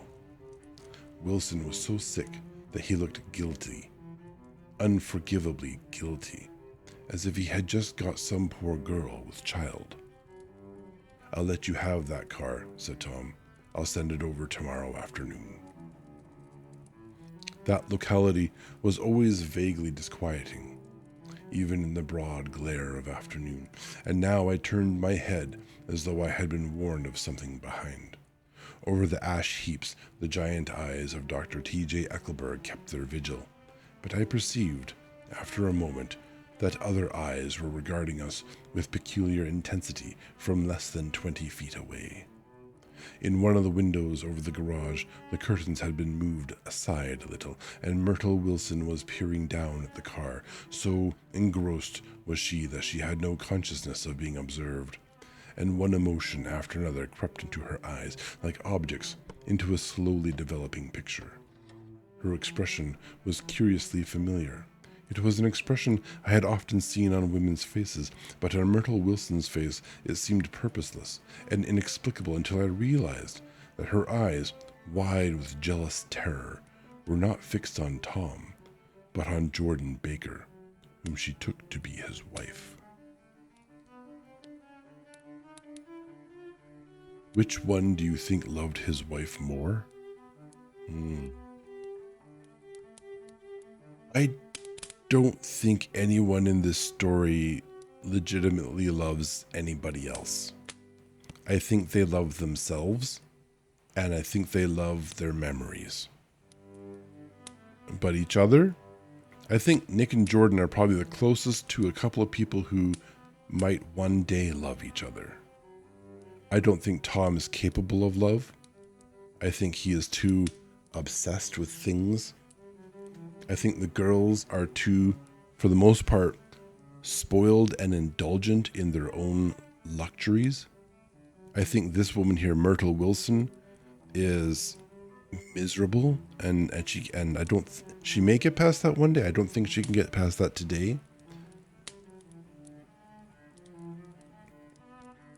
Yeah, Wilson is sick knowing his wife might be cheating, but yeah.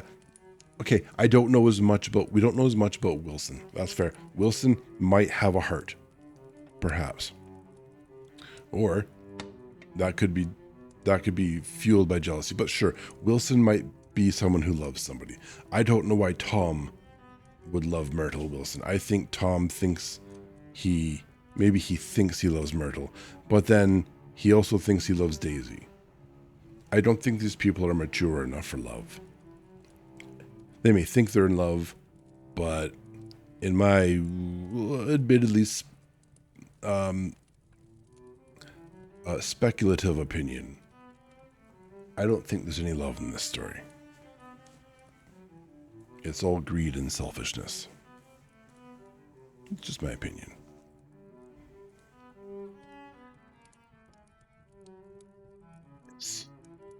Myrtle is staring at the other woman on Tom's arm with jealous terror. I hope Jordan will be okay. Time for a bit of water.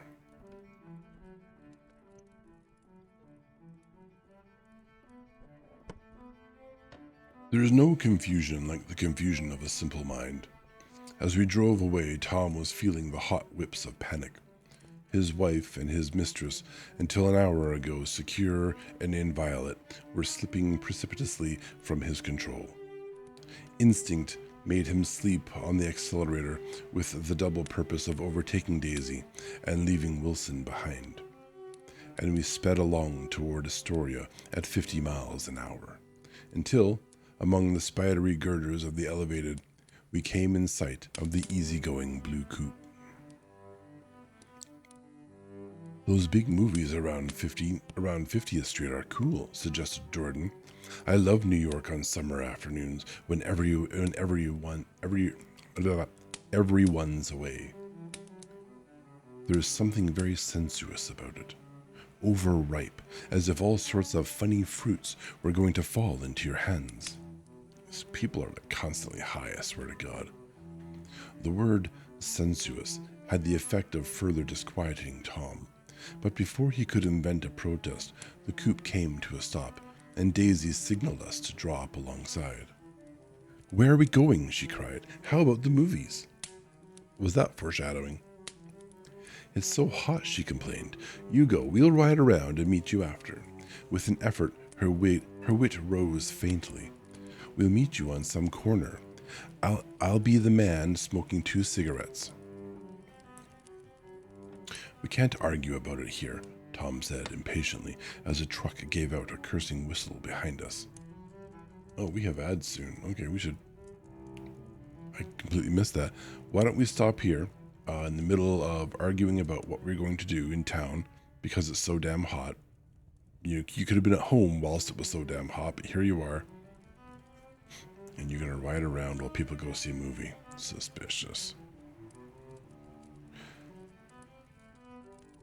I'm kind of jealous of these people. They have seemingly all the time in the world to do things that they want to do. We don't have this kind of time. We can't just up and go somewhere or like stay awake until 3 a.m. or 5 a.m. having a party. The rich get richer and the poor get children. I think I'm going to remember that phrase from this book for a long time. Yeah.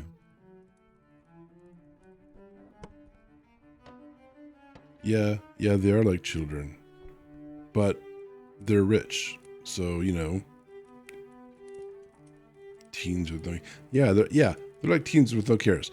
I remember doing this when I was a teenager. I was young. I didn't care about staying... Hell, I could... Oh my goodness, this is an old thing.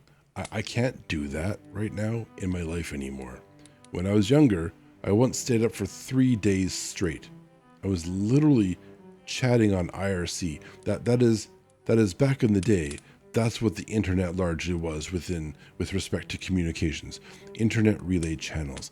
Technically, Twitch's chat is IRC. It's the same code. It's the same code base. That's all we had. There were no pictures. There were no videos. There were no cell phones.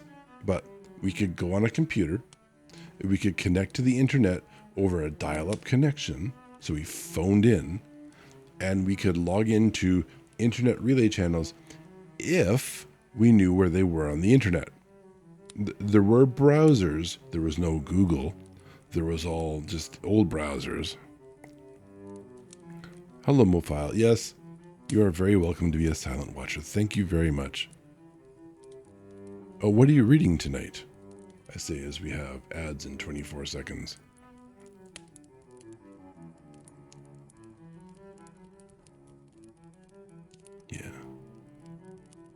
Yeah, libraries are good for reading, except some old guy is shouting in your ears, perhaps. Yeah. My God. So, but back then, literally, I spent 3 days up. I can't do that. I can't spend 12 hours awake. I gotta have naps. A Royal Christmas Wedding by Rachel Hawk. Oh, well, I hope you're enjoying that book.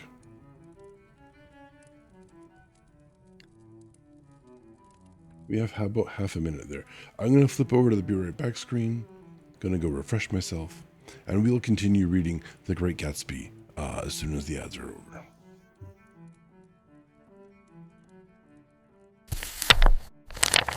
The Christmas Wedding at the end of this book that takes place on Christmas Day. That sounds, honestly, like a horrible idea. Can you imagine when you're younger? You have a Christmas as a young child. You're sitting around the Christmas tree, and you have to endure the concept that your parents are also having their wedding anniversary on the same day. Now, I suppose that can be handled in a rational and reasonable fashion, whereas your children don't have to suffer that every year. But it's kind of like it's the same idea as like, hey, you were born on New Year's Day or something, like a New Year's baby. People like to aim for that. And sort of like one tends to override the other. And everyone who is that I've ever known who's in this position, they've always complained about being a New Year's baby or a Christmas Day baby. Because my birthday party just gets wrapped up into that birthday party. So this is like, is your anniversary going to be wrapped up or overshadowed by Christmas? Anyways, that is my uninformed criticism of a book I've never read that you are enjoying. Please enjoy that, despite my old man criticisms of something I know nothing about. I like to call that self-awareness. Yeah. I lost. Oh, there it is.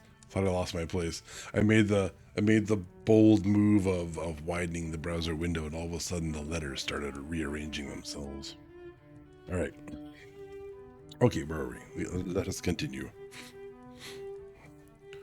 Let's see. Where are we going? She cried. That's Daisy. Daisy cried that. How about the movies? It's so hot, she complained. You go. We'll ride around and meet you after. With an effort, her wit rose faintly. We'll meet you on some corner. I'll be the man smoking 2 cigarettes.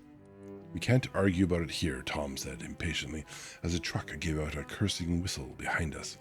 You follow me to the south side of Central Park, in front of the plaza.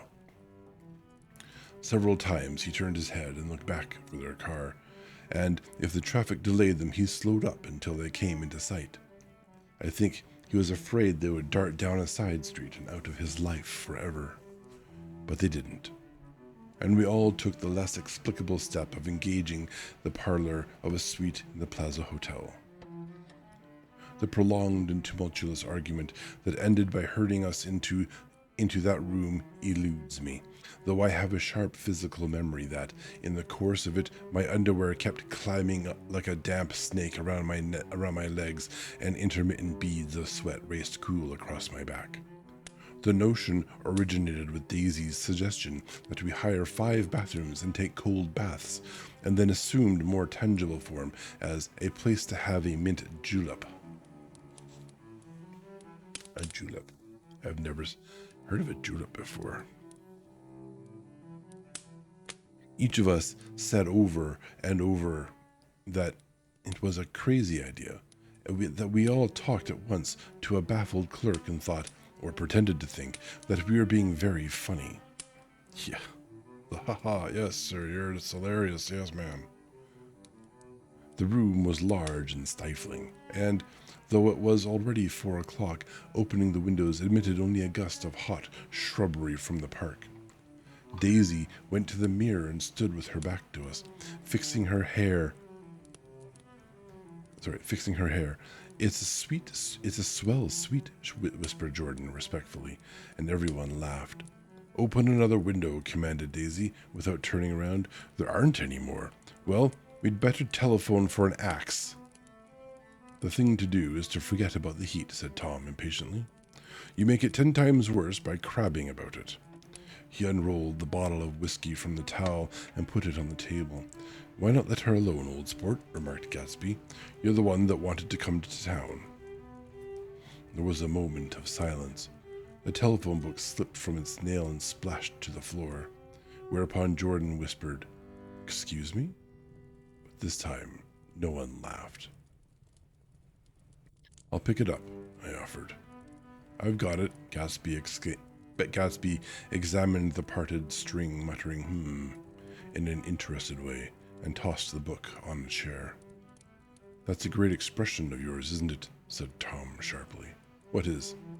All this old sport business. Where'd you pick that up? Now see here, Tom, said Daisy, turning around from the mirror. If you're going to make personal remarks, I won't stay here a minute. Call up and order us some ice for the mint julep. As Tom took up the receiver and the compressed heat exploded into sound, and we were listening to the portentous chords of Mendelssohn's Wedding March from the ballroom below. Nope, Mendelssohn's. I'm gonna guess that's like a composer of some type. Imagine marrying anybody in this heat, cried Jordan dismally. Still, I was married in the middle of June, Daisy remembered. Louisville in June. Somebody fainted. Who was it fainted, Tom? Biloxi, he answered shortly. A man named Biloxi. Biloxi. And he made boxes. That's a fact. And he was from Biloxi, Tennessee. They carried him into my house, appended Jordan, because we lived just 2 doors from the church. And he stayed 3 weeks, until Daddy told him he had to get out. The day after he left, Daddy died. Oh, damn. After a moment, she added, as if she might have sounded irreverent. There wasn't any connection. I used to know a Bill Biloxi from Memphis, I remarked. That was his cousin. I knew his whole family history before he left. He gave me an aluminium putter that I use today. The music had died down as the ceremony began, and now a long cheer floated in at the window, followed by intermittent cries of, yeah, yeah, yeah, and finally by a burst of jazz as the dancing began. We're getting old, said Daisy. If we were young, we'd rise and dance. Remember Biloxi? Jordan warned her.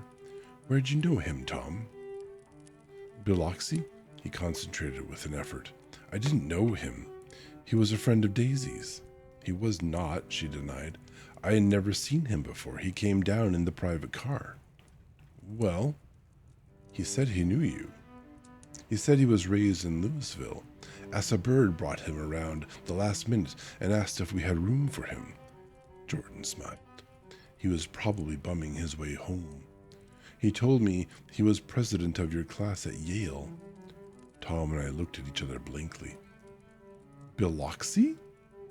First place, we didn't have any president. Gatsby's foot beat a short, restless tattoo, and Tom eyed him suddenly.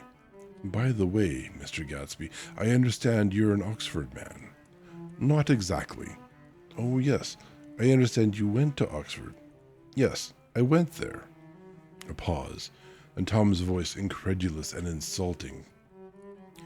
You must have gone there about the time Biloxi went to New Haven. Another pause.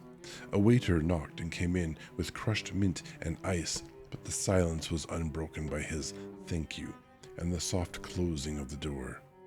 This tremendous detail was to be cleared up at last. I told you I went there, said Gatsby. I heard you, but I'd like to know when. It was in 1919. I only stayed 5 months. That's why I can't really call myself an Oxford man. Tom glanced around to see if we mirrored his unbelief, but we were all looking at Gatsby. It was an opportunity they gave to some of the officers after the armistice, he continued. We could go to any of the universities in England or France. I wanted to get up and slap him on the back. I had one of those renewals of complete faith in him that I had experienced before. Daisy rose, smiling faintly, and went to the table. Open the whiskey, Tom, she ordered, and I'll make you a mint julep. Then you won't seem so stupid to yourself. Look at the mint. Wait a minute, snapped Tom. I want to ask Mr. Gatsby one more question. Go on, Gatsby said politely. What kind of a row are you trying to cause in my house anyhow? They were out in the open at last, and Gatsby was content. He isn't causing a row. Daisy looked desperately from one to the other. You're causing a row. Please have a little self-control. Self-control, repeated Tom incredulously. I suppose the latest thing is to sit back and let Mr. Nobody from nowhere make love to your wife. Well, if that's the idea, you can count me out. Nowadays, people begin by sneering at family life and family institutions, and next they'll throw everything overboard and have intermarriage between black and white. What a stand-up fellow. Full of hypocrisy and bigotry. The best of America. Flushed with his impassioned gibberish, he saw himself standing alone on the last barrier of civilization. We're all white here, murmured Jordan. Sorry, I put that in the wrong tone.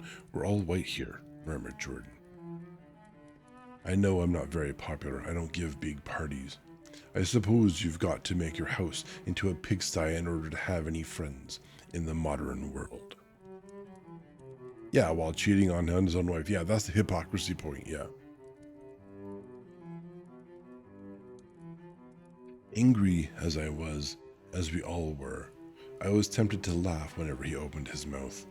The transition from libertine to prig was so complete. I've got something to tell you, old sport, began Gatsby, but Daisy guessed at his intention. Please don't, she interrupted helplessly. Please, let's all go home. Why don't we all go home? That's a good idea. I got up. Come on, Tom. Nobody wants a drink. I want to know what Mr. Gatsby has to tell me. Your wife doesn't love you, said Gatsby. She's never loved you. She loves me. You must be crazy, exclaimed Tom automatically. Gatsby sprang to his feet, vivid with excitement. She never loved you. Do you hear? He cried. She only married you because I was poor and she was tired of waiting for me. It was a terrible mistake, but in her heart, she never loved anyone except me. At this point, Jordan and I tried to go, but Tom and Gatsby insisted with competitive firmness that we remain. as though neither of them had anything to conceal, and it would be a privilege to partake vicariously of their emotions. Sit down, Daisy. Tom's voice groped unsuccessfully for the paternal note. What's been going on? I want to hear all about it. Yes, I want to hear all about it. It's probably more how that would have went. I told you what's been going on, said Gatsby. Going on for 5 years, and you didn't know. Tom turned to Daisy sharply. You've been seeing this fellow for 5 years? Not seeing, said Gatsby. No, we couldn't meet. But both of us loved each other all that time, old sport, and you didn't know. I used to laugh sometimes. But there was no laughter in his eyes. To think that you didn't know. Oh, that's all. Tom tapped his thick fingers together like a clergyman and leaned back in his chair. You're crazy, he exploded. I can't speak about what happened 5 years ago because I didn't know Daisy then, and I'll be damned to see how you got within a mile of her unless you brought the damn groceries to the back door. But all the rest of that's a goddamn lie. Daisy loved me when she married me, and she loves me now. No, said Gatsby, shaking his head. She does, though. The trouble is that sometimes she gets foolish ideas in her head and doesn't know what she's doing. He nodded sagely. And what's more, I love Daisy too. Once in a while I go off on a spree and make a fool of myself, but I always come back. And in my heart, I love her all the time. That's fucking convenient. You're revolting, said Daisy. She turned to me, and her voice, dropping an octave lower, filled the room with thrilling scorn. Do you know why we left Chicago? I'm surprised that they didn't treat you to the story of that little spree. Gatsby walked over and stood beside her. Daisy, that's all over now, he said earnestly. It doesn't matter anymore. Just tell him the truth, that you never loved him, and that it's all wiped out forever. She looked at him blindly. Why? How could I love him? Possibly. You never loved him. She hesitated. Her eyes fell on Jordan and me with a sort of appeal, as though she realized at last what she was doing, and as though she had never, all along, intended doing anything at all. But it was done now. It was too late. I never loved him, she said with perceptible reluctance. Not at Kapiolani? Demanded Tom suddenly. No. From the ballroom beneath, muffled and suffocating chords were drifting up on hot waves of air. Not that day I carried you down from the punch bowl to keep your shoes dry. There was a husky tenderness in his tone. Daisy. Please don't. Her voice was cold, but the rancor was gone from it. She looked at Gatsby. There, Jay, she said, but her hand, as she tried to light a cigarette, was trembling. Suddenly, she threw the cigarette and the burning match on the carpet. Oh, you want too much, she cried to Gatsby. I love you now, isn't that enough? I can't help what's past. She began to sob helplessly. I did love him once, but I loved you too. Gatsby's eyes opened and closed. You loved me too, he repeated. Even that's a lie, said Tom savagely. She didn't know you were alive. Why, there's things between Daisy and me that you'll never know, things that neither of us can ever forget. The words seemed to bite physically into Gatsby. I want to speak to Daisy alone, he insisted. She's all excited now.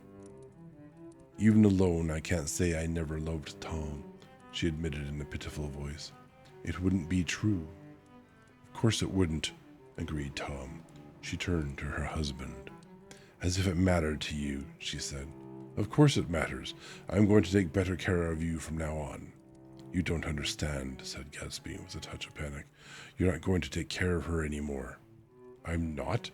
Tom opened his eyes wide and laughed. He could afford to control himself now. Why is that? Daisy's leaving you. Nonsense. There's another panda. Oh, that's amazing. I've made it, everybody. We are banning people. Well, bots, I guess. I am, though, she said with a visible effort. She's not leaving me. Tom's words suddenly leaned down over Gatsby. Certainly not for a common swindler who'd have to steal the ring he put on her finger. I won't stand this, cried Daisy. Oh, please, let's get out. Who are you anyhow? Broke out Tom. You're one of that bunch that hangs around with Mayor Wolfsheim. That much I happen to know. I have made a little investigation into your affairs, and I'll carry it further tomorrow. You can suit yourself about that, old sport, said Gatsby steadily. I found out what your drugstores were. He turned to us and spoke rapidly. He and this Wolfsheim brought up a lot of side street drugstores here and in Chicago, and sold grain alcohol over the counter. That's one of his little stunts. I picked him for a bootlegger the first time I saw him, and I wasn't far wrong.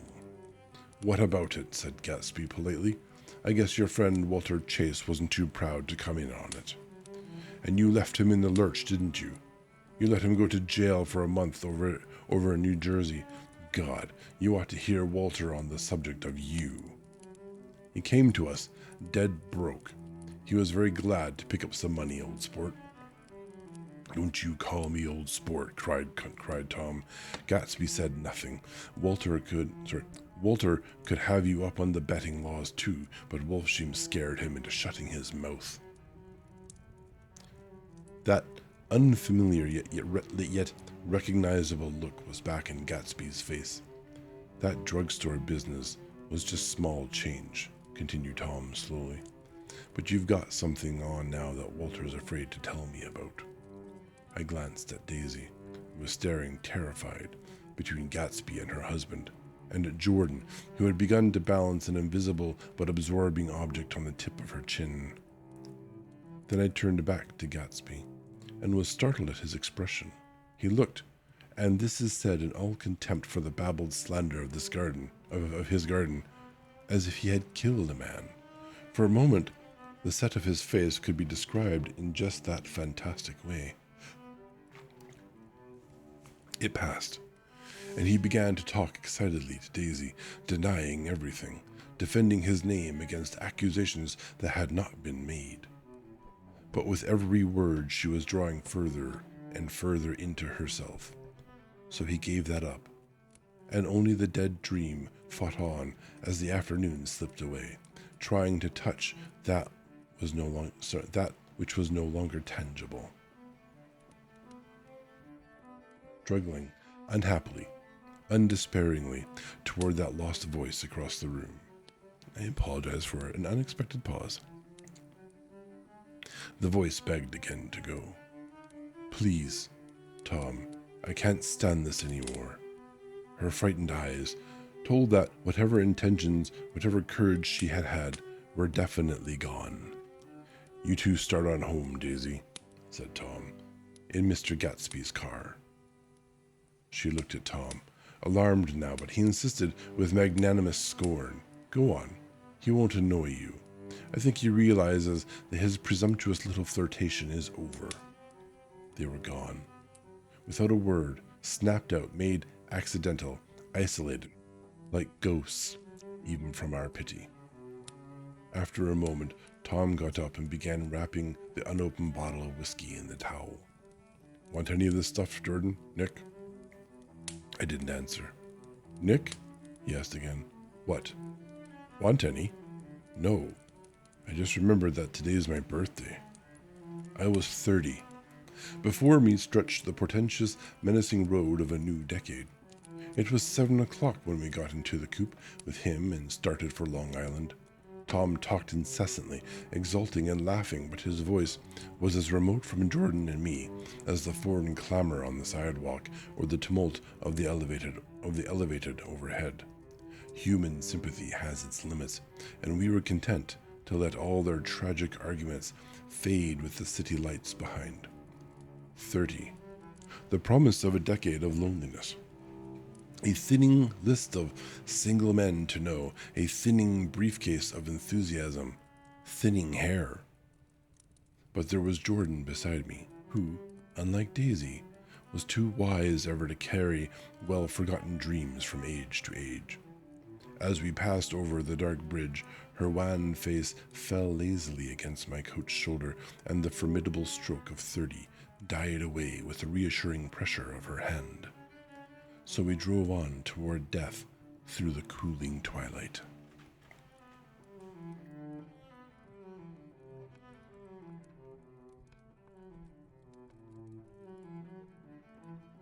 The young Greek, Michaelis, who ran the coffee joint beside the ash heaps, was the principal witness at the inquest.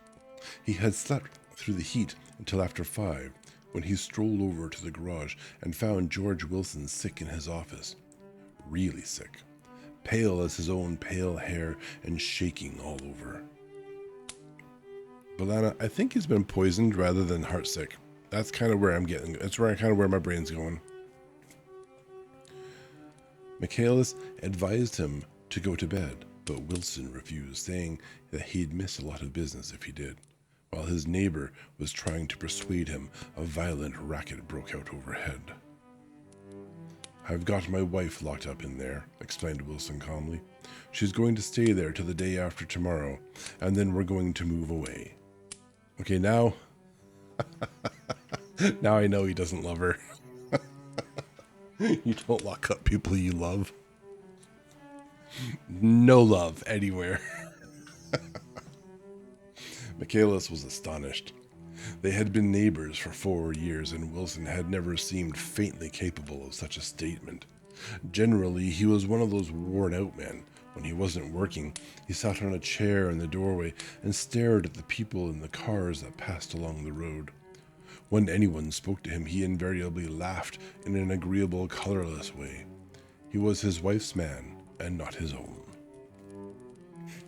So naturally, Michaelis tried to find out what had happened, but Wilson wouldn't say a word. Instead, he began to throw curious, suspicious glances at his visitor and ask him what he'd been doing at certain times on certain days. Just as the latter was getting uneasy, some workmen came past the door bound for his restaurant, and Michaelis took the opportunity to get away, intending to come back later. But he didn't. He supposed he forgot to. That's all. When he came outside again, a little after 7, he was reminded of the conversation because he heard Miss Wilson's voice, loud and scolding, downstairs in the garage. "Beat me," he heard her cry. "Throw me down and beat me, you dirty little coward." A moment later, she rushed out into the dusk, waving her hands and shouting. Before he could move from his door, the business was over. The death car, as the newspapers called it, didn't stop. It came out of the gathering darkness, wavered tragically for a moment, and then disappeared around the next bend. Mavro Michaelis wasn't even sure of its color. He told the first policeman that it was light green. The other car, the one going toward New York, came to rest 100 yards beyond, and its driver hurried back to where Myrtle Wilson, her life violently extinguished, knelt in the road and mingled her thick dark blood with the dust. Michaelis and this man reached her first, but when they had torn open her shirtwaist, still damp with perspiration, they saw that her left breast was swinging loose like a flap. Ouch. And that there was no need to listen for the heart beneath. The mouth was wide open and ripped a little at the corners, as though she had choked a little in giving up the tremendous vitality she had stored so long. That is a grim scene, holy cow. We saw 3 or 4 automobiles and the crowd when we were still some distance away. "Wreck," said Tom. "That's good. Wilson will have a little business at last." Oh, Tom. He slowed down, but still without any intention of stopping, until, as we came near, the hushed, intent faces of the people at the garage door made him automatically put on the brakes. "We'll take a look," he said doubtfully. "Just a look." I became aware now of a hollow, wailing sound which issued incessantly from the garage, a sound which, as we got out of the coupe and walked toward the door, resolved itself into the words, "Oh my God," uttered over and over in a gasping moan. "There's some bad trouble here," Tom said excitedly. He reached up on tiptoes and peered over a circle of heads into the garage, which was lit only by a yellow light in a swinging metal basket overhead. Then he made a harsh sound in his throat, and with a violent thrusting movement of his powerful arms, pushed his way through. The circle closed up again, with a running murmur of expostulation. It was a minute before I could see anything at all. Then new arrivals deranged the line, and Jordan and I were pushed suddenly inside. Myrtle Wilson's body, wrapped in a blanket and then in another blanket as though she suffered from a chill in the hot night, lay on a work table by the wall, and Tom, with his back to us, was bending over it, motionless. Next to him stood a motorcycle policeman, taking down names with much sweat and correction in a little book. At first, I couldn't find the source of the high, groaning words that echoed clamorously through the bare garage. Then I saw Wilson standing on the raised threshold of his office, swaying back and forth and holding to the doorpost with both hands. Some man was talking to him in a low voice and attempting, from time to time, to lay a hand on his shoulder, but Wilson neither heard nor saw. His eyes would drop slowly from the swinging light to the laden table by the wall, and then jerk back to the light again, and he gave out incessantly his high, horrible call. "Oh my God." And he repeats that like 5 times. I don't feel like doing that. "Oh my God, oh my God." Presently, Tom lifted his head with a jerk and, after staring around the garage with glazed eyes, addressed a mumbled, incoherent remark to the policeman. "Mav," the police was saying. "Oh, no, R." So yes, M-A-V, policeman was saying. "Oh, no, R," corrected the man. "M-A-V-R-O. Listen to me," muttered Tom fiercely. "R," said the policeman. "Oh, G, G." Oh, God. He looked up as Tom's broad hand fell sharply on his shoulder. "What you want, fella? What happened? That's what I want to know." "Auto hit her. Instantly killed." "Instantly killed," repeated Tom, staring. "She ran out in a road. Son of a bitch didn't even stop his car." "There was 2 cars," said Michaelis. "One coming, one going, see?" "Going where?" asked the policeman keenly. "One going each way, while she—" His hand rose toward the blankets but stopped halfway and fell to his side.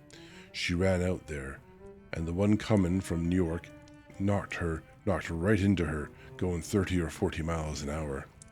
"What's the name of this place here?" demanded the officer. "Hasn't got any name." A pale, well-dressed Negro stepped near. "It was a yellow car," he said. "Big yellow car, new." "See the accident?" asked the policeman. "No, but the car passed me down the road, going faster than 40, going 50, 60. "Come here, and let's have your name. Look out now, I want to get his name." Some words of this conversation must have reached Wilson, swaying in the office door, for suddenly a new theme found voice among his grasping cries. "You don't have to tell me what kind of car it was. I know what kind of car it was." Watching Tom, I saw the wad of muscle back of his shoulder tighten under his coat. He walked quickly over to Wilson and, standing in front of him, seized him firmly by the upper arms. "You've got to pull yourself together," he said, with soothing gruffness. Wilson's eyes fell upon Tom. He started up on his tiptoes and then would have collapsed to his knees had not Tom held him upright. "Listen," said Tom, shaking him a little. "I just got here a minute ago, from New York. I was bringing you that coupe we've been talking about. That yellow car I was driving this afternoon wasn't mine, do you hear? I haven't seen it all afternoon." Only the Negro and I were near enough to hear what he said, but the policeman caught something in the tone and looked over with truculent eyes. "What's all that?" he demanded. "I'm a friend of his." Tom turned his head but kept his hands firmly on Wilson's body. "He says he knows the car that did it. It was a yellow car." Some dim impulse moved the policeman to look suspiciously at Tom. And what color's your car? It's a blue car, a coupe. We've come straight from New York, I said. Someone who had been driving a little behind us confirmed this, and the policeman turned away. Now, if you let me have that name again, correct?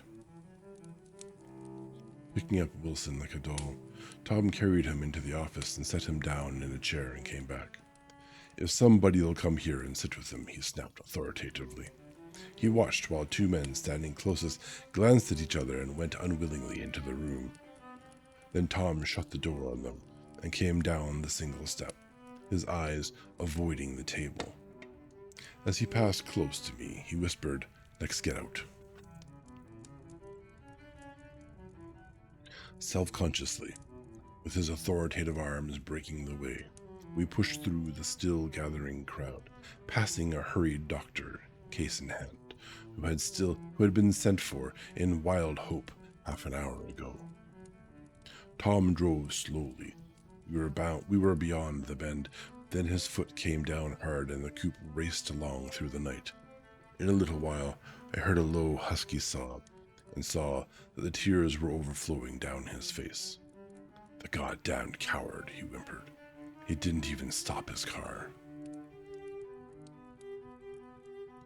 The Buchanan's house floated suddenly toward us through the dark, rustling trees. Tom stopped beside the porch and looked up at the second floor, where two windows bloomed with light among the vines. "Daisy's home," he said. As we got out of the car, he glanced at me and frowned slightly. "I ought to have dropped you in West Egg, Nick. There's nothing we can do tonight." A change had come over him, and he spoke gravely and with decision. As we walked across the moonlight gravel to the porch, he disposed of the situation in a few brisk phrases. "I'll telephone for a taxi to take you home, and while you're waiting, you and Jordan better go in the kitchen and have them get you some supper, if you want any." He opened the door. "Come in." "No thanks, but I'd be glad if you ordered me the taxi. I'll wait outside." Jordan put her hand on my arm. "Won't you come in, Nick?" "No thanks." I was feeling a little sick and I wanted to be alone, but Jordan lingered for a moment more. "It's only 9:30, she said. I'd be damned if I'd go in. I'd had enough of all of them for one day, and suddenly that included Jordan, too. She must have seen something of this in my expression, for she turned abruptly away and ran up the porch steps into the house. I sat down for a few minutes, with my head in my hands, until I heard the phone taken up inside and the butler's voice calling a taxi. Then I walked slowly down the drive away from the house, intending to wait by the gate. I hadn't gone 20 yards when I heard my name, and Gatsby stepped from between two bushes into the path. I must have felt pretty weird by that time, because I could think of nothing except the luminosity of his pink suit under the moon. "What are you doing?" I inquired. "Just standing here, old sport." Somehow, that seemed a despicable occupation. For all I knew, he was going to rob the house in a moment. I wouldn't have been surprised to see sinister faces, the faces of Wolfsheim's people, behind him in the dark shrubbery. "Do you see any trouble on the road?" he asked after a minute. "Yes." He hesitated. "Was she killed?" "Yes." I thought so. I told Daisy I thought so. It's better that the shock should all come at once. She stood it pretty well. He spoke as if Daisy's reaction was the only thing that mattered. "I got to West Egg by a side road," he went on, "and left the car in my garage. I don't think anybody saw us, but of course I can't be sure." I disliked him so much by this time that I didn't find it necessary to tell him he was wrong. "Who was the woman?" he inquired. "Her name was Wilson. Her husband owns the garage. How the devil did it happen?" "Well, I tried to swing the wheel," he broke off, and suddenly I guessed at the truth. "Was Daisy driving?" "Yes," he said after a moment. "But of course I'll say I was. You see, when we left New York she was very nervous and she thought it would steady her to drive. And this woman rushed out at us just as we were passing a car coming the other way, It all happened in a minute. But it seemed to me that she wanted to speak to us, thought we were somebody she knew.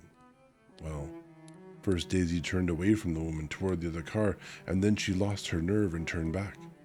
The second my hand reached the wheel, I felt the shock. It must have killed her instantly. It ripped her open. Don't tell me, old sport, he winced. Anyhow, Daisy stepped on it. I tried to make her stop, but she couldn't. So I pulled on the emergency brake. Then she fell over into my lap and I drove on. Wait, you drove on? I thought she was driving. Very suspicious. She'll be all right tomorrow, he said presently. I'm just going to wait here and see if she tries to bother her about that unpleasantness this afternoon. She's locked herself into her room, and if he tries any brutality, she's going to turn the light on. She's going to turn the light out and on again. He won't touch her, I said. He's not thinking about her. I don't trust him, old sport. How long are you going to wait? All night, if necessary. Anyhow, till they all go to bed. A new point of view occurred to me. Suppose Tom found out that Daisy had been driving. He might think he saw a connection in it. He might think anything. I looked at the house. There were 2 or 3 bright windows downstairs and the pink glow from Daisy's room on the ground floor. You wait here, I said. I'll see if there's any sign of a commotion. I walked back along the border of the lawn, traversed the gravel softly, and tiptoed up the veranda steps.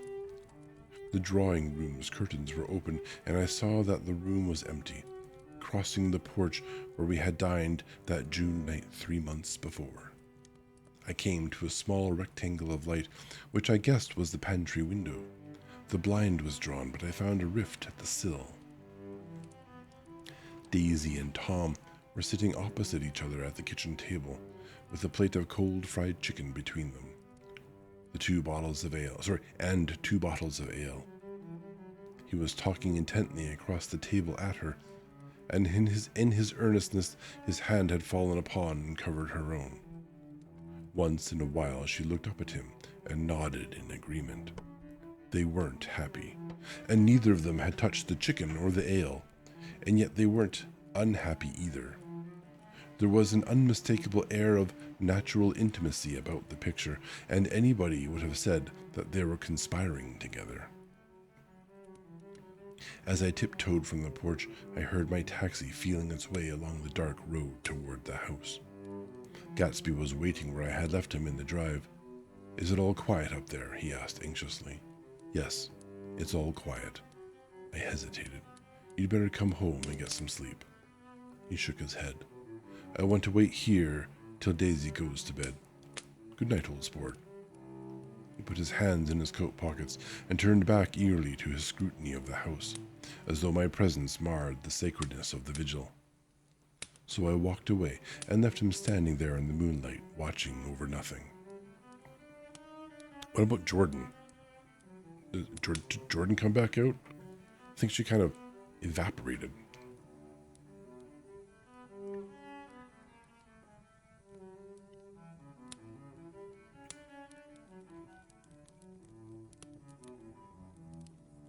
Chapter 8. I couldn't sleep all night. A foghorn was groaning incessantly on the sound, and I tossed half sick between grotesque reality and savage, frightening dreams. Toward dawn, I heard a taxi go up Gatsby's drive, and immediately I jumped out of bed and began to dress. I felt that I had something to tell him, something to warn him about, and morning would be too late. Crossing his lawn, I saw that his front door was still open, and he was leaning against the table in the hallway, heavy with dejection or sleep. Nothing happened, he said wanly. I waited, and about 4 o'clock she came to the window and stood there for a minute, and then turned out the light. His house had never seemed so enormous to me, and it did that night when we hunted through the great rooms for cigarettes. We pushed aside curtains that were like pavilions and felt over innumerable feet of dark wall for electric light switches.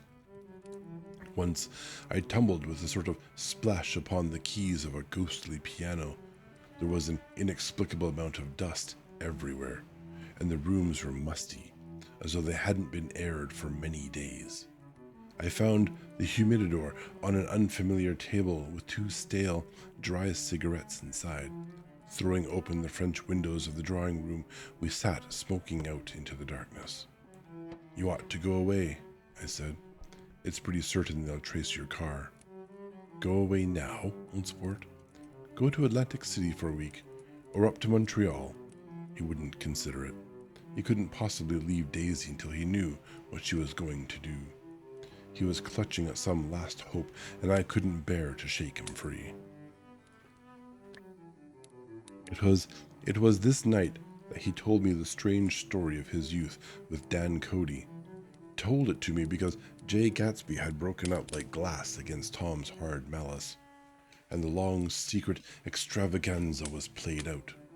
I think that he would have acknowledged anything now, without reserve, but he wanted to talk about Daisy.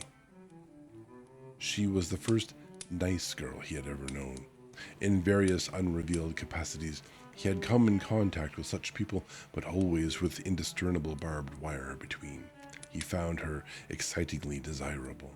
He went to her house, at first with other officers from Camp Taylor, then alone. It amazed him. He had never been in such a beautiful house before, but what gave it an air of breathless intensity was that Daisy lived there. It was as casual a thing to her as his tent out at camp was to him.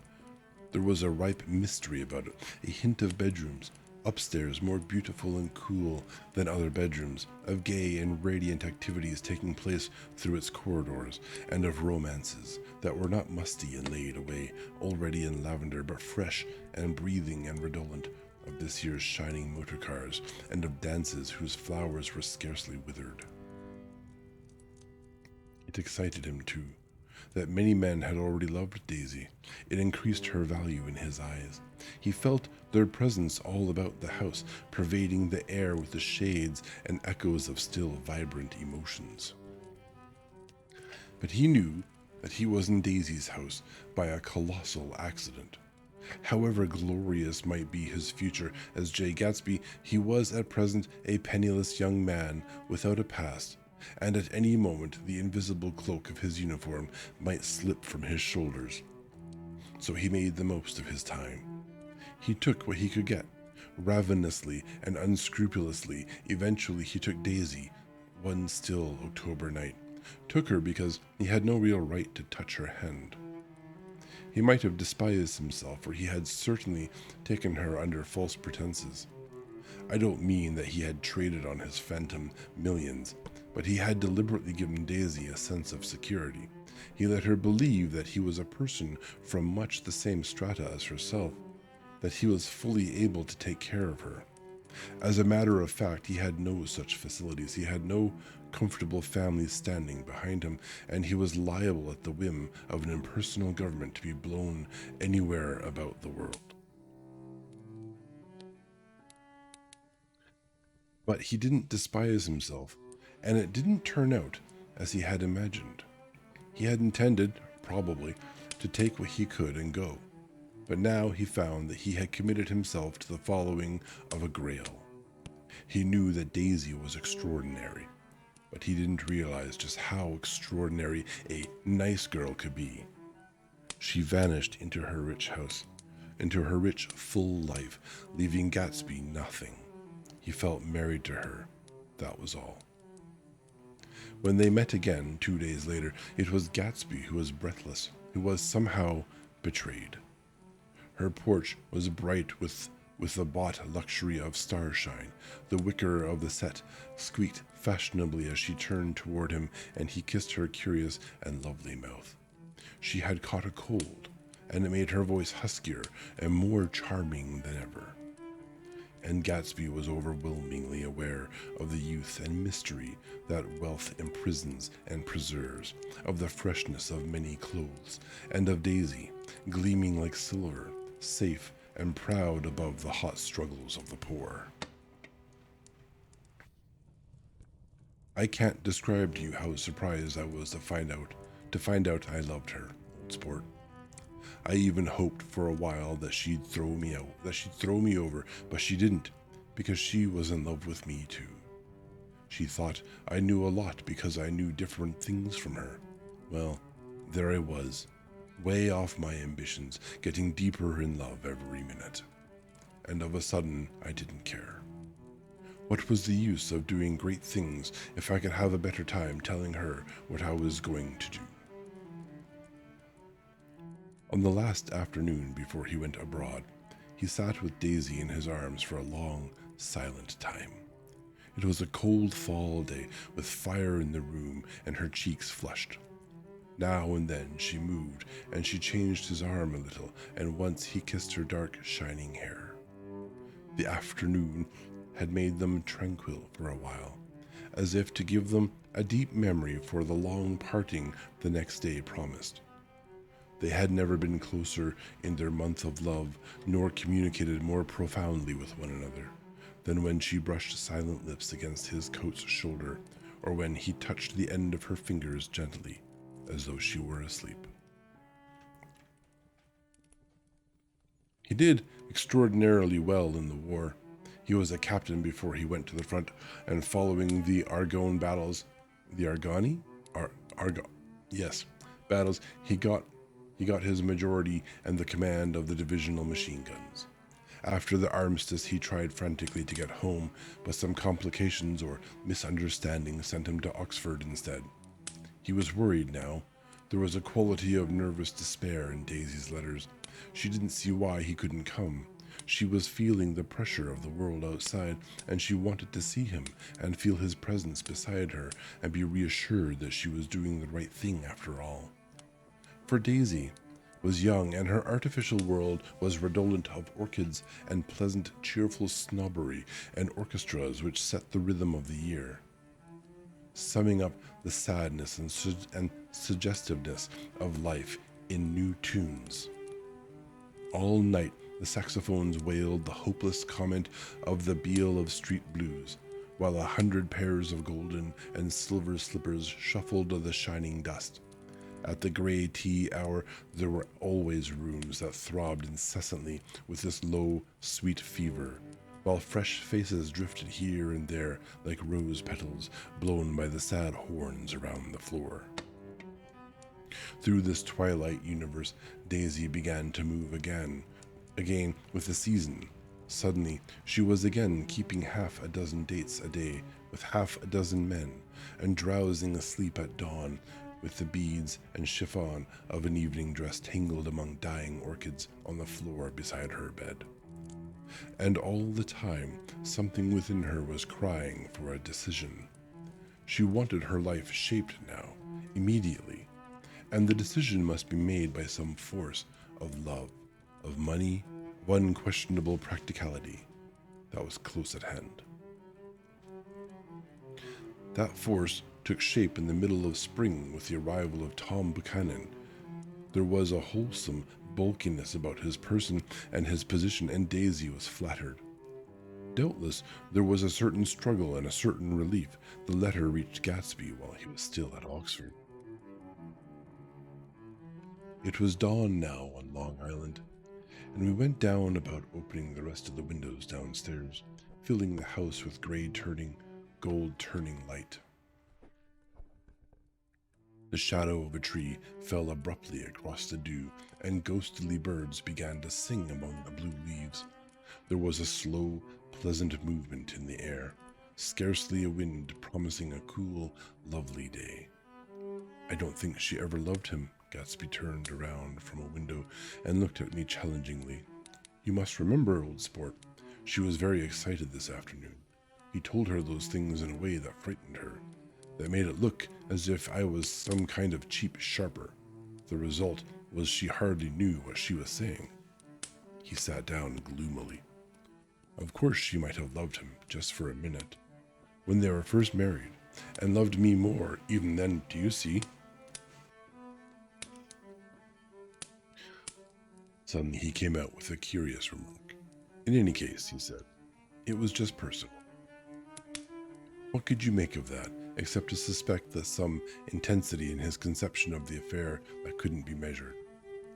He came back from France when Tom and Daisy were still on their wedding trip and made a miserable but irresistible journey to Louisville on the last of his army pay.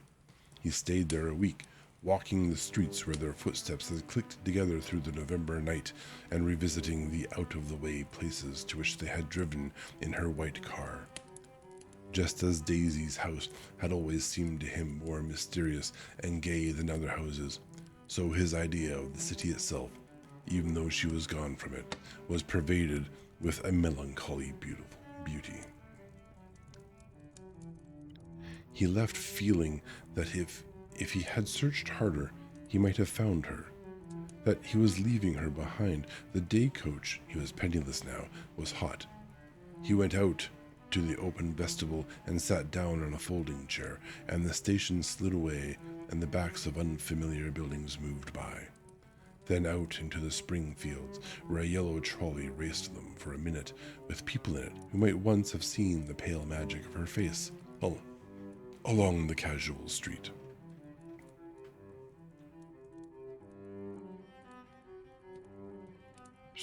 Too far. The track curved, and now it was going away from the sun, which, as it sank lower, seemed to spread itself in benediction over the vanishing city. Where she had drawn her breath, stretched out his hand desperately as if to snatch only a wisp of air, to save a fragment of the spot that she had made lovely for him. But it was all going by too fast now for his blurred eyes, and he knew that he had lost up that part of it, the freshest and the best forever.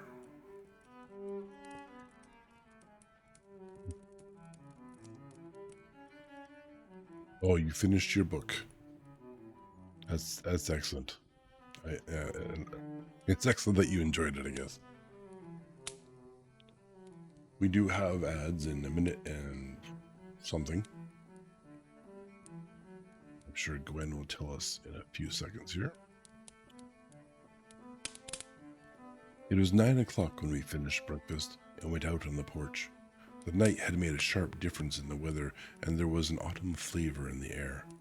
The gardener, the last one of Gatsby's former servants, came to the foot of the steps.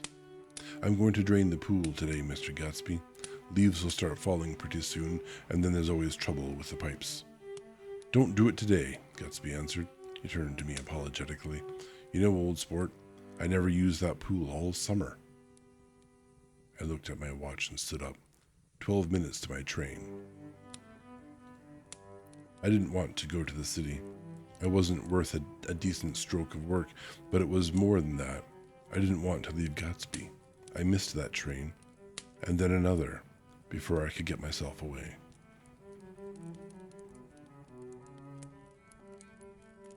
We're going to pause here and wait for the ads to pass us by, and when we come back, we will continue.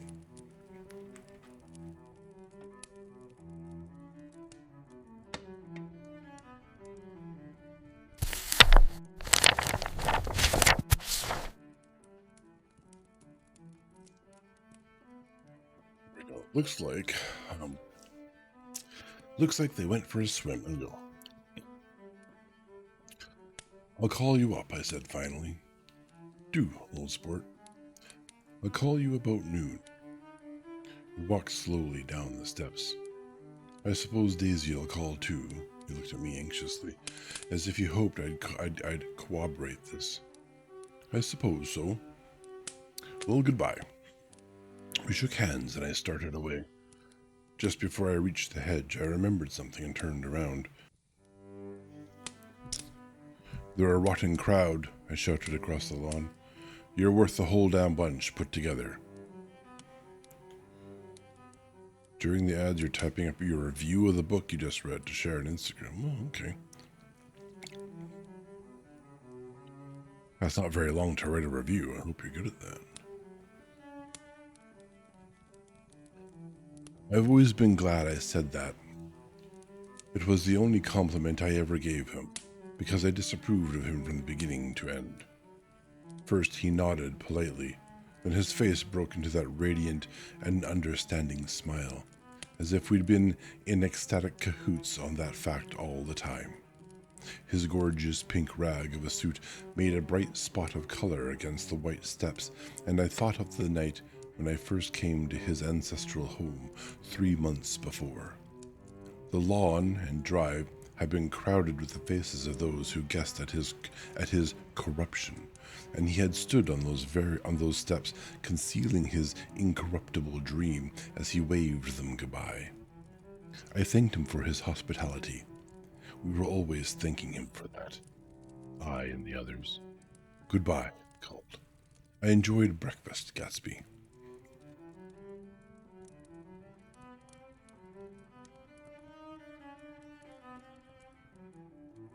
Up in the city, I tried for a while to list the quotations on an interminable amount of stock.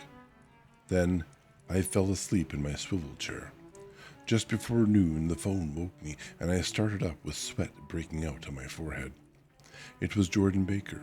She often called me up at this hour because the uncertainty of her own movements between hotels and clubs and private houses made her hard to find in any other way. Usually her voice came over the wire as something fresh and cool, as if a divot from a green golf links had come sailing in at the office window, but this morning it seemed harsh and dry. I have left Daisy's house, she said. I'm at Hempstead and I'm going down to Southampton this afternoon. It probably had been tactful to leave Daisy's house, but the act annoyed me, and her next remark made me rigid. You weren't so nice to me last night. How could it have mattered then? Silence for a moment, then, however, I want to see you. I want to see you too. Suppose I don't go to Southampton and come into town this afternoon. No, I don't think this afternoon. Very well. It's impossible this afternoon. We talked like that for a while, and then abruptly we weren't talking any longer. I don't know which of us hung up with a sharp click, but I know I didn't care. I couldn't have talked to her across the tea table that day if I never talked to her again in this world. I called Gatsby's house a few minutes later, but the line was busy. I tried 4 times. Finally, an exasperated central told me the wire was being kept open for long distance from Detroit. Taking out my timetable, I drew a small circle around the 3:50 train. Then I leaned back in my chair and tried to think. It was just noon.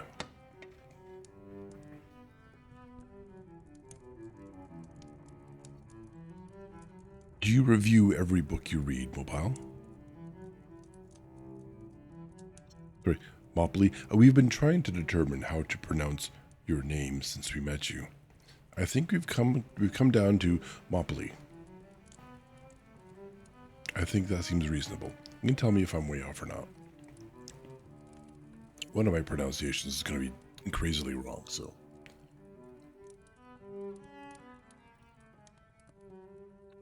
When I passed the ash heaps on the train that morning, I had crossed deliberately to the other side of the car. I supposed there'd be a curious crowd around there all day, with little boys searching for dark spots in the dust, and some garrulous man telling over and over what had happened, until it became less and less real, even to him, and he could tell it no longer, and Myrtle Wilson's tragic achievement was forgotten.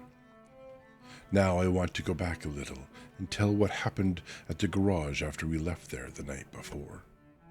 They had difficulty in locating the sister, Catherine. She must have broken her rule against drinking that night, for when she arrived she was stupid with liquor and unable to understand that the ambulance had already gone to Flushing. When they convinced her of this, she immediately fainted, as if that was the intolerable part of the affair. Someone, kind or curious, took her in his car and drove her in the wake of her sister's body. Until long after midnight, a changing crowd lapped up against the front of the garage, while George Wilson rocked himself back and forth on the couch inside. For a while, the door of the office was open, and everyone who came into the garage glanced irresistibly through it. Finally, someone said it was a shame and closed the door. Michaelis and several other men were with him. First 4 or 5 men, later 2 or 3 men. Still later, Michaelis had to ask the last stranger to wait there 15 minutes longer while he went back to his own place and made a pot of coffee. After that, he stayed there alone with Wilson until dawn. About 3 o'clock, the quality of Wilson's incoherent muttering changed. He grew quieter and began to talk about the yellow car. He announced that he had a way of finding out whom the yellow car belonged to, and then he blurted out that a couple of months ago his wife had come from the city with her face bruised and her nose swollen. But when he heard himself say this, he flinched and began to cry. "Oh my God." Again, in his groaning voice, Michaelis made a clumsy attempt to distract him. "How long have you been married, George? Come on there. Try and sit still a minute and answer my question. How long have you been married?" 12 years. Ever had any children? Come on, George, sit still. I asked you a question. Did you ever have any children? The hard brown beetles kept thudding against the dull light, and whenever Michaelis heard a car go tearing along the road outside, it sounded to him like the car that hadn't stopped a few hours before. He didn't like to go into the garage because the workbench was stained where the body had been laying, so he moved uncomfortably around the office. He knew every object in it before morning, and from time to time sat down beside Wilson, trying to keep him more quiet. "Have you got a church you go to sometimes, George? Maybe even if you haven't been there for a long time? Maybe I could call up the church and get a priest to come over and he could talk to you, see? Don't belong to any. You ought to have a church, George. For times like this, you must have gone to church once. Didn't you get married in a church? Listen, George, listen to me. Didn't you get married in a church?" "That was a long time ago." "Yeah, 12 years. You review every book you get done reading? That's cool. And you do everything on Instagram, I suppose. All right, fine, I got your name right then. That's good to know. Good to know. The effort of answering broke the rhythm of his rocking. For a moment he was silent. Then the same half-knowing, half-bewildered look came back into his faded eyes. "Look in the drawer there," he said, pointing at the desk. "Which drawer? That one." Michaelis opened the drawer nearest his hand. There was nothing in it but a small, expensive dog leash made of leather and braided silver. It was apparently new. "This?" he inquired, holding it up. Wilson stared and nodded. "I found it yesterday afternoon. She tried to tell me about it, but I knew it was something funny." "You mean your wife bought it?" "She had it wrapped in tissue paper on her bureau." Michaelis didn't see anything odd in that, and he gave Wilson a dozen reasons why his wife might have bought the dog leash. But conceivably, Wilson had heard some of these same explanations before from Myrtle, because he was saying, "Oh my God," again in a whisper. His comforter left several explanations in the air. "Then he killed her," said Wilson, his mouth dropping open suddenly. "Who did? I have a way of finding out." "You're morbid, George," said his friend. "This has been a strain to you, and you don't know what you're saying. You'd better try and sit quiet till morning."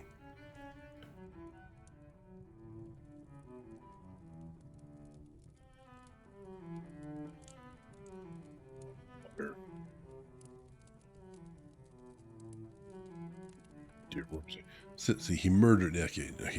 Wilson says he murdered her. "It was an accident, George." Wilson shook his head. His eyes narrowed and his mouth widened slightly with the ghost of a superior "I know," he said definitely. I'm one of those trusting fellas, and I don't think any harm to nobody. But when I get to know a thing, I know it. It was the man in that car. She ran out to speak to him, and he wouldn't stop." Michaelis had seen this too, but it hadn't occurred to him that there was any special significance in it. He believed that Mrs. Wilson had been running away from her husband rather than trying to stop any particular car. How could she have been like that? She's a deep one, said Wilson, as if that answered the question. Yeah, I don't know what that's about. That's very confusing. He began to rock again. Michaela stood twisting the leash in his hand. Maybe you got some friend that I could telephone for, George. This was a forlorn hope. He was almost sure that Wilson had no friend. There was not enough of him for his wife. He was glad a little later when he noticed a change in the room, a blue quickening by the window, and realized that dawn wasn't far off. About 5 o'clock it was blue enough outside to snap off the light. Wilson's glazed eyes turned out to the ash heaps, where small gray clouds took on fantastic shapes and scurried here and there in the faint dawn wind. I spoke to her, he muttered, after a long silence. I told her she might fool me, but she couldn't fool God. I took her to the window. With an effort, he got up and walked to the rear window that leaned with his face pressed against it. And I said, God knows what you've been doing, everything you've been doing. You may fool me, but you can't fool God. Standing behind him, Michaela saw with a shock that he was looking at the eyes of Dr. T.J. Ecclesburg, which had just emerged, pale and enormous from the dissolving night. God sees everything, repeated Wilson. That's an advertisement, Michaela assured him. Something made him turn away from the window and look back into the room, but Wilson stood there a long time, his face close to the window pane, nodding into the twilight. By 6 o'clock, Michaelis was worn out and grateful for the sound of a car stopping outside. It was one of the watchers of the night before who had promised to come back, so he cooked breakfast for 3, which he and the other man ate together. Wilson was quieter now. Michaelis went home to sleep. When he awoke 4 hours later and hurried back to the garage, Wilson was gone. His movements, he was on foot all the time, were afterward traced to Port Roosevelt and then to Gad's Hill, where he bought a sandwich that he didn't eat and a cup of coffee. He must have been tired and walking slowly, for he didn't reach Gad's Hill until noon. Thus far, there was no difficulty in accounting for his time. There were boys who had seen a man acting sort of crazy, and motorists who, at the time, stared oddly from the side of the road. Then, for 3 hours, he disappeared from view. The police, on the strength of what he said to Michaelis, that he had a way of finding out, supposed that he had spent time going from garage to garage thereabout, inquiring for a yellow car. On the other hand, no garage man who had seen him ever came forward, and perhaps he had an easier, surer way of finding out what he wanted to know. By 2:30, he was in West Egg, where he asked someone the way to Gatsby's house, so by that time, he knew Gatsby's name. Hello, Gwen. Hi. What you doing? I have a visitor, a little kitty cat.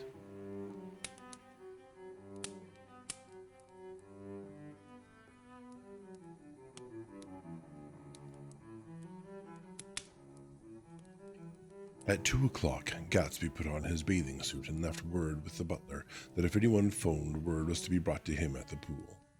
He stopped at the garage for a pneumatic mattress that had amused his guests during the summer, and the chauffeur helped him to pump it up. Then he gave instructions that the open car wasn't to be taken out under any circumstances. Yeah, she has come to scream at you that she is... We have discovered that Gwen likes to come downstairs after food time, which is 9 p.m. where we are, and she will scream at me to announce that she has been fed. Good girl.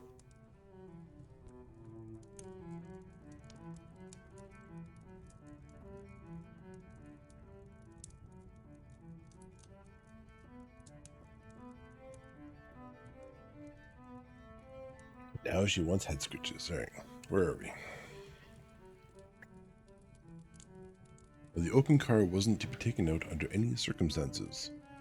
And this was strange because the front right fender needed repair. Imagine that.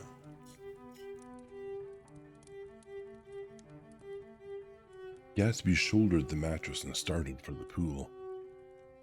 Once he stopped and shifted it a little, and the chauffeur asked him if he needed help, but he shook his head, and in a moment disappeared among the yellowing trees. No telephone message arrived, but the butler went without his sleep and waited for it till 4 o'clock, until long after there was anyone to give it. Until long after there was anyone to give it to. What is he giving? Hello, hi Gwen.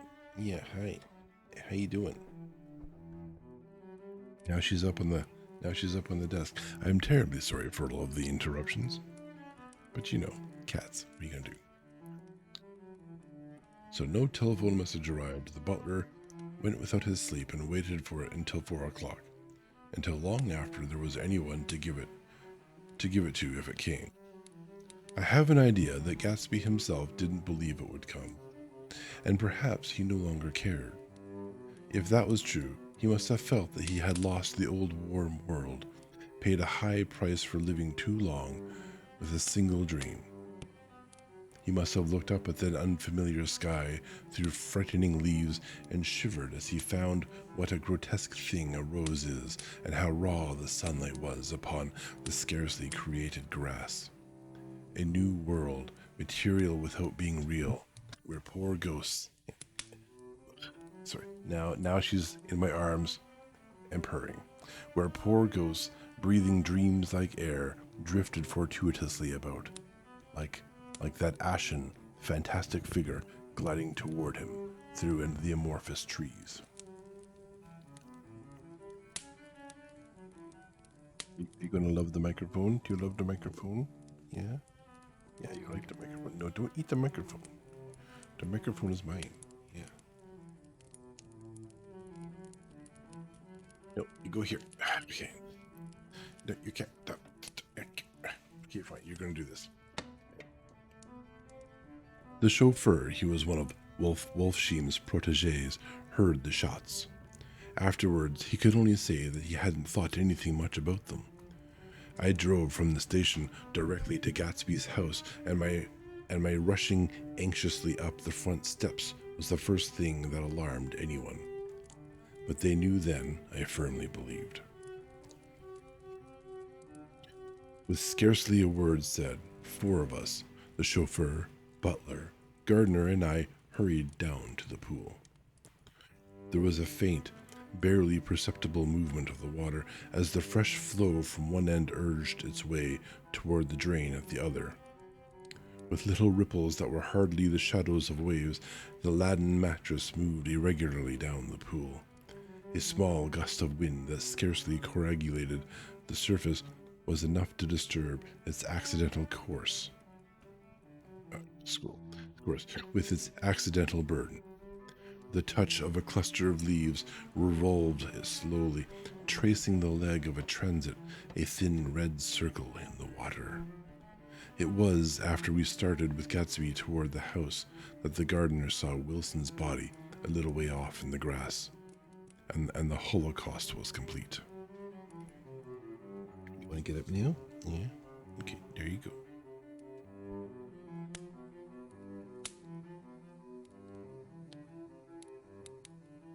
Started with I thought, hang on, who did they go down with?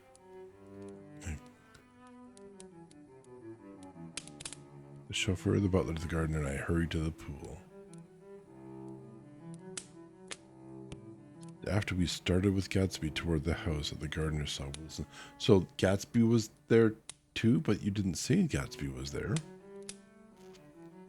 I'm confused. I was thinking Gatsby was dead in the pool. Oh, okay, they're carrying his body back. And then after they did that, the gardener saw Wilson's body a little way off in the grass. So everyone's dead. They're both dead. Okay. This is a tragic tale, holy cow. All right. Chapter 9.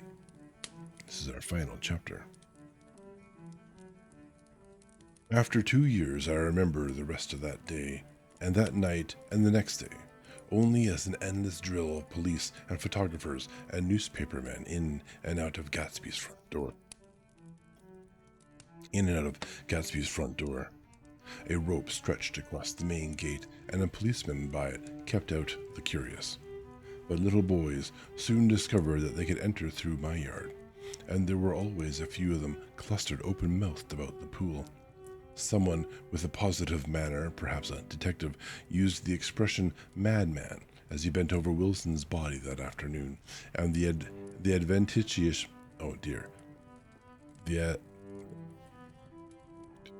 the adventitious authority of his voice set the key for the newspaper reports the next morning.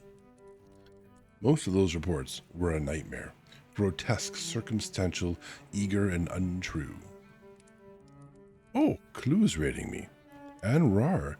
Wow, normally you go longer. Welcome to the stream, brothers. Thank you very much for the raid. Holy cow.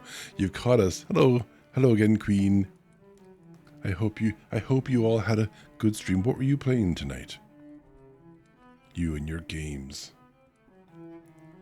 You've caught us sort of just starting the last chapter of The Great Gatsby. It is. The reading streams are always a good quiet night. RE6. What? You were playing Resident Evil 6? Is that your... Wow, did you just get that started? Was that your first time? I hope you had a great time. You weren't just doing the shooting gallery all night where you are. I mean, I saw you were getting kind of addicted to that. Almost free of the game. Well, that's one, yeah. Getting close. Oh, that's good. That's good. I hope you are grandly successful. That was RE4? I have no idea. Have we shouted everyone out, Valana? I cheat. I have the thing do it for me. We should shout out Clue as well. I don't think I've ever shouted Clue out before. Yeah. Valana, let's shout out Clue as well. I think Queen got captured as usual. Awesome. Well, thanks for bringing your community here. For those who haven't met me before, my name is Sidoen. I am a librarian, and this here is my library. Mondays I read. Wednesdays are a bit of a wild card, and honestly, I'm probably going to be moving those to Thursdays. Right now I'm playing Monster Hunter Wilds, but they used to be another reading night. We may switch back to that. Fridays and Sunday mornings, I play Space Marine 2. Yeah, it's a blast. Yeah, at this community here, I hope everyone is thoroughly enjoying RAR, Clue, and the entire community. You guys are such a blast. I'm so glad to have found you too. Very generous people. Yeah. So there we go. Let me continue and finish my story. Those of you who wish to take a break, please step away, get a snack, a drink, refresh yourselves. Of course, your after-stream care is very important, even for those who were following along and simply watching. Go grab yourself a beverage. Lurking Lily. Yeah, we were lurking Lily a little earlier, and by a little earlier, the beginning of the day. Yeah. Feel free to come back or go to bed. But if you do come back, I'll probably put you to sleep. That's my goal for reading. Yes. Yeah, Lily is a dear. Absolutely. Let me continue. I have to finish. We can finish this story, and then I can be obligated to make yet another thumbnail for whatever book I read next. And or grapple with my kitty cat, who's determined to... What are you doing, Gwen? Is she going to leave? All right. Maybe sit in her chair. I also need a cat cam. We have a little cat tree sort of behind me and to the left. And Gwen will sit there often. All right, enough. Where are we? We are reminiscing from 2 years in the future. After 2 years, I remember the rest of that day. and that night, and the next day only as an endless drill of police and photographers and newspapermen in and out of Gatsby's front door. A rope stretched across the main gate, and a policeman by it kept out the curious. But little boys soon discovered that they could enter through my yard, and there were always a few of them clustered open-mouthed about the pool. Someone with a positive manner, perhaps a detective, used the expression madman as he bent over Wilson's body that afternoon, and the adventitious authority of his voice set the key for the newspaper reports the next morning. Most of those reports were a nightmare, grotesque, circumstantial, eager, and untrue. When McHale's testimony at the inquest brought to light Wilson's suspicions of his wife, I thought the whole tale would shortly be served up in racy pasquinade. I don't know what pasquinade means, but I think I mastered that word in one go. But Catherine, who might have said anything, didn't say a word. She showed a surprising amount of character about it, too. Looked at the coroner with determined eyes under that corrected brow of hers, and swore that her sister had never seen Gatsby, that her sister was completely happy with her husband, and that her sister had been into no mischief whatever. She convinced herself of it, and cried into her handkerchief as if the very suggestion was more than she could endure. So Wilson was reduced to a man deranged by grief in order that the case might remain in its simplest form, and it rested there. Good old justice. Like a particle looking for its lowest energy state rather than the truth. But all this part of it seemed remote and unessential. I found myself on Gatsby's side and alone. From the moment I telephoned news of the catastrophe to West Egg Village, every surmise about him and every practical question was referred to me. At first, I was surprised and confused. Then, as he lay in his house and didn't move or breathe or speak, hour upon hour, it grew upon me that I was responsible, because no one else was interested. I mean that with intense personal interest to which everyone has some vague right at the end. I called up Daisy half an hour after we found him, called her instinctively and without hesitation, but she and Tom had done away early that afternoon and taken baggage with them. Left no address? No. Say when they'd be back? No. Any idea where they are? How I could reach them? I don't know, can't say. I presume that is a conversation he had with someone at their property. I wanted to get somebody for him. I wanted to go into the room where he lay and reassure him. I'll get somebody for you, Gatsby, don't worry. Just trust me and I'll get somebody for you. Mayor Wolfsheim's name wasn't in the phone book. The butler gave me his office address on Broadway, and I called information, but by the time I had the number, it was long after 5, and no one answered the phone. Will you ring again? I've rung 3 times. It's very important. Sorry, I'm afraid no one's there. I went back to the drawing room and thought for an instant that there were chance visitors, all these official people who suddenly filled it. But though they drew back the sheet and looked at Gatsby with shocked eyes, his protest continued in my brain. Look here, old sport. You've got to get somebody for me. You've got to try hard. I can't go through this alone. Someone started to ask me questions, but I broke away and going upstairs looked hastily through the unlocked parts of his desk. He'd never told me definitely that his parents were dead, but there was nothing. Only the picture of Dan Cody, a token of forgotten violence, staring down from the wall.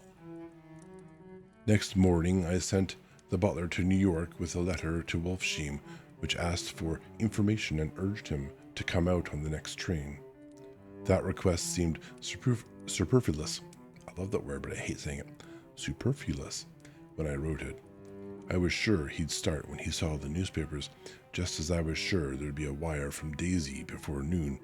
But neither a wire nor Mr. Wolfsheim arrived. No one arrived except more police and photographers and newspapermen. When the butler brought back Wolfsheim's answer, I began to have a feeling of defiance, of scornful solidarity between Gatsby and me against them all.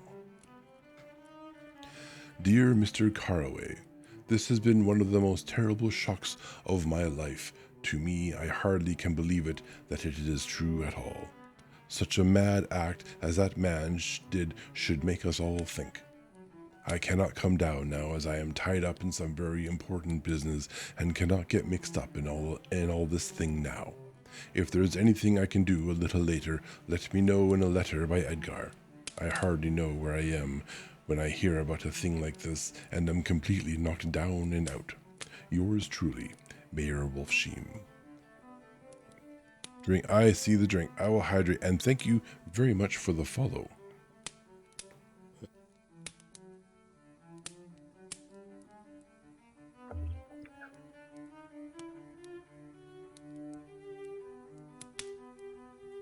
And then a hasty addenda beneath. Let me know about the funeral, etc. Do not know his family at all. Moya for short. Welcome to the channel, Moya. Yes, Moyashi Butterfingers. That is quite a few syllables. When the phone rang that afternoon and long distance said Chicago was calling, I thought this would be Daisy at last. But the connection came through as a man's voice, very thin and far away. That might be water on the line, actually. This is Slagley speaking. Yes, the name was unfamiliar. Hell of a note, isn't it? Get my wire? Haven't been any wires. Young Park's in trouble, he said rapidly. They picked him up when he handed the bonds over the counter. They got a circular from New York giving him the numbers just 5 minutes before. What do you know about that, eh? You never can tell in these hick towns. Hello? I interrupted breathlessly. Look here. This isn't Mr. Gatsby. Mr. Gatsby's dead.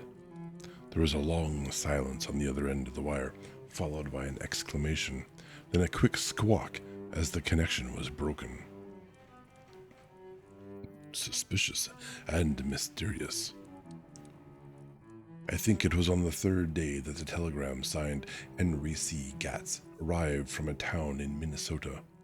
It said only that the sender was leaving immediately and to postpone the funeral until he came. It was Gatsby's father, a solemn old man, very helpless and dismayed, bundled up in a long, cheap ulster against the warm September day. His eyes leaked continuously with excitement, and when I took the bag and umbrella from his hands, he began to pull so incessantly at his sparse gray beard that I had difficulty in getting off his coat. He was on the point of collapse, so I took him into the music room and made him sit down while I sent for something to eat. But he wouldn't eat, and the glass of milk spilled from his trembling hand. I saw it in the Chicago newspaper, he said.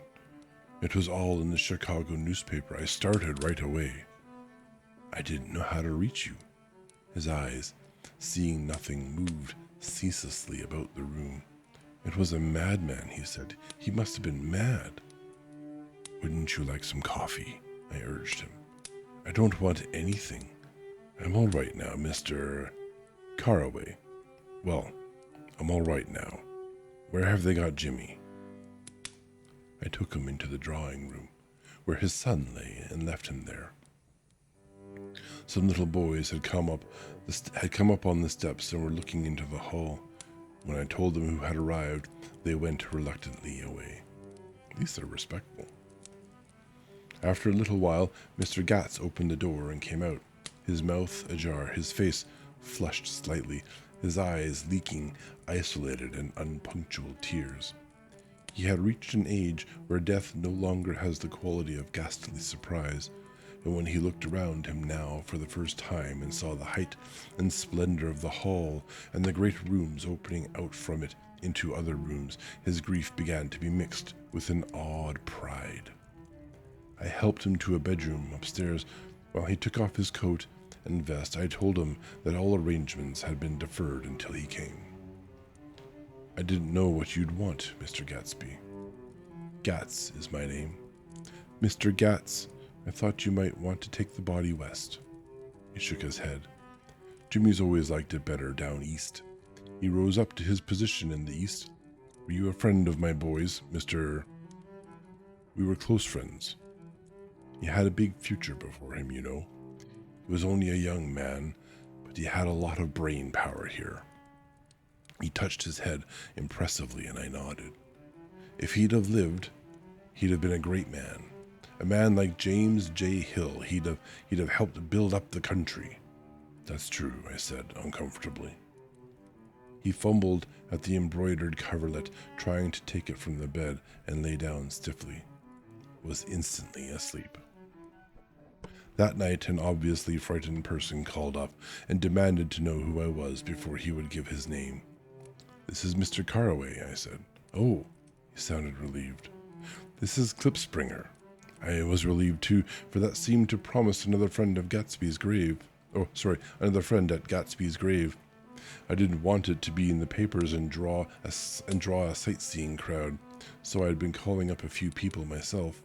They were hard to find. The funeral's tomorrow, I said. 3 o'clock here at the house. I wish you'd tell anybody who'd be interested. Oh, I will, he broke out hastily. Of course, I'm not likely to see anybody, but if I do. His tone made me suspicious. Of course, you'll be there yourself. Well, I'll certainly try. What I called up about is... Wait a minute, I interrupted. How about saying you'll come? Well, the fact is, the truth of the matter is that I'm staying with some people up here in Greenwich. And they rather expect me to be with them tomorrow.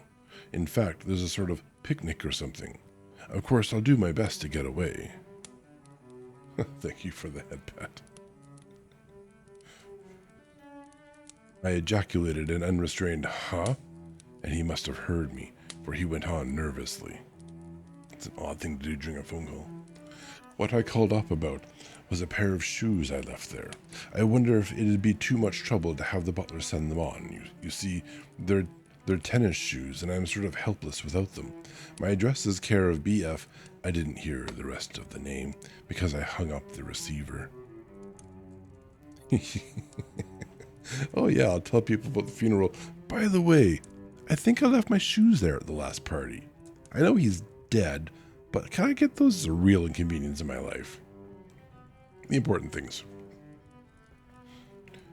After that, I felt a certain shame for Gatsby. One gentleman to whom I telephoned implied that he had got what he deserved. However, that was my fault, for he was one of those who used to sneer most bitterly at Gatsby on the courage of Gatsby's liquor, and I should have known better than to call him. The morning of the funeral, I went up to New York to see Mayor Wolfsheim. I couldn't seem to reach him any other way. The door that I pushed open on the advice of an elevator boy was marked the Swastika Holding Company. And at first, there didn't seem to be anyone inside. But when I'd shouted hello several times in vain, an argument broke out behind a partition, and presently a lovely Jewess appeared at an interior door and scrutinized me with black, hostile eyes. "Nobody's in," she said. "Mr. Wolfsheim's gone to Chicago." The first part of this was obviously untrue, for someone had begun to whistle the rosary tunelessly inside. "Please say that Mr. Caraway wants to see him. I can't get him back from Chicago, can I?" At this moment, a voice, unmistakably Wolfsheim's, called, "Stella?" from the other side of the door. "Leave your name on the desk," she said quickly. "I'll give it to him when he gets back. But I know he's there." She took a step toward me and began to slide her hands indignantly up and down her hips. "You young men think you can force your way in here any time," she scolded. "We're getting sick and tired of it. When I say he's in Chicago, he's in Chicago." I mentioned Gatsby. "Oh," she looked at me over again. "Well, what was your name?" She vanished. In a moment, Mayor Wolfsheim stood solemnly in the doorway, holding out both hands. He drew me into his office, remarking in a reverent voice that it was a sad time for us all, and offered me a cigar. "My memory goes back to when first I met him," he said. "A young major just out of the army and covered over with medals he got in the war. He was so hard up, he had to keep on wearing his uniform because he couldn't buy some regular clothes. First time I saw him was when he came into Weinbrennan's pool room at 43rd Street and asked for a job. He hadn't eaten anything for a couple of days. "Come on, have some lunch with me," I said. He ate more than $4 worth of food in half an hour. "Did you start him in business?" I inquired. "Start him? I made him." "Oh." "I raised him up out of nothing, right out of the gutter. I saw right away he was a fine appearing, gentlemanly young man, and when he told me he was at Oxford, I knew I could use him good. I got him to join the American Legion, and he used to stand high there. Right off, he did some work for a client of mine up to Albany. We were so thick like that and everything." He held up two bulbous figures, "always together." I wondered if this partnership had included the World Series transaction in 1919. "Now he's dead," I said after a moment. "You were his closest friend, so I know you'll want to come to his funeral this afternoon." "I'd like to come." "Well, come then." The hair in his nostrils quivered slightly as he shook his head, his eyes filled with tears. "I can't do it. I can't get mixed up in it," he said. "There's nothing to get mixed up in. It's all over now. When a man gets killed, I never like to get mixed up in it anyway. I keep out. When I was a young man, it was different. If a friend of mine died, no matter how, I stuck with him to the end.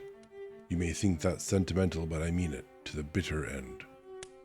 I saw that, for some reason of his own, he was determined not to come, so I stood up.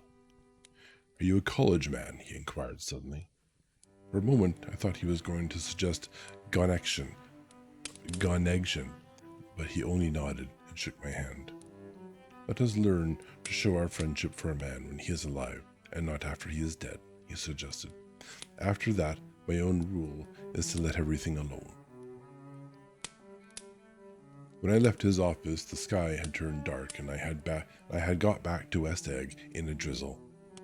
After changing my clothes, I went next door and found Mr. Gats walking up and down excitedly in the hall. His pride in his son and in his son's possessions was continually increasing, and now he had something to show me. "Jimmy sent me this picture." He took out his wallet with trembling fingers. "Look there."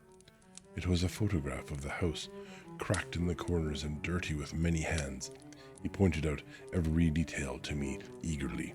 "Look there," and then sought admiration from my eyes. He had shown it so often that I think it was more real to him now than the house itself. "Jimmy sent it to me.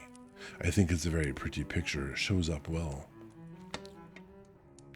"Very well. Had you seen him lately?" "He come out to see me 2 years ago and bought me the house I live in now. Of course, we was broke up when he run off from home, but I see now there was a reason for it. He knew he had a big future in front of him, and ever since he made a success, he was very generous with me." He seemed reluctant to put away the picture, held it for another minute, lingeringly before my eyes. Then he returned the wallet and pulled from his pocket a ragged old copy of a book called Hopalong Cassidy. "Look here. This is a book he had when he was a boy. It just shows you." He opened it at the back cover and turned it around for me to see. On the last flyleaf was printed the word "schedule" and the date September 12, 1906, and underneath, oh, I see, this is the daily schedule. "Rise from bed at 6 a.m. Dumbbell exercise and wall scaling, 6:15 to 6:30. Study electricity, etc., 7:15 to 8:15. Okay. Work from 8:30 to 4:30. God, we still do that today. Jesus. Baseball and sports, 4:30 to 5, so half an hour. Practice electrocution, poise, and how to attain it. Oh, sorry, elocution. I don't know what elocution is. For an hour from 5. And study needed inventions from 7 till 9. I wonder how he determined what a needed invention was. Oh, it's speaking. It's ejaculating from the mouth, you might say. Right. General resolves, the flyleaf continues. No wasting time at Schaffer's or a name that's indecipherable. No more smoking or chewing. Bathe every other day. Read one improving book or magazine per week. Save $5, crossed out $3 per week. Be better to parents. Elocution. Yeah, it's elocution. That's what I said. Thanks. I came across this book by accident, said the old man. It just shows you, don't it? It just shows you. Yes, boy, thank you.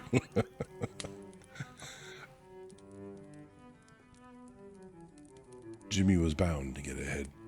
He always had some resolves like this or something. What's L-O? Why? Where is all this pronunciation, pronunciating coming from? Yes, I said coming from twice. That was not intentional. Jimmy was bound to get ahead. He always had some resolves like this or something. Do you notice what he's got about improving his mind? He was always great for that. He told me I ate like a hog once, and I beat him for it. I ate like a hog once, and I beat him for it. He was reluctant to close the book, reading each item aloud, and then looking eagerly at me. I think he rather expected me to copy down the list for my own use.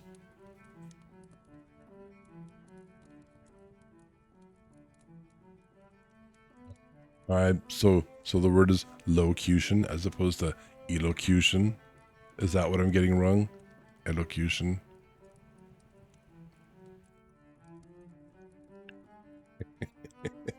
I think this bothers you guys more than it bothers me. I've learned to give up on some words like, mind you, I thought I was pretty good on that one. I expect some words will be wrong. Why do you keep doing this? Elocution. Why does it have to be L? I don't understand. Is there a joke? I'm gonna move on with the book now. Valana, you're gonna have to like answer for this after the stream. Yes, I think so.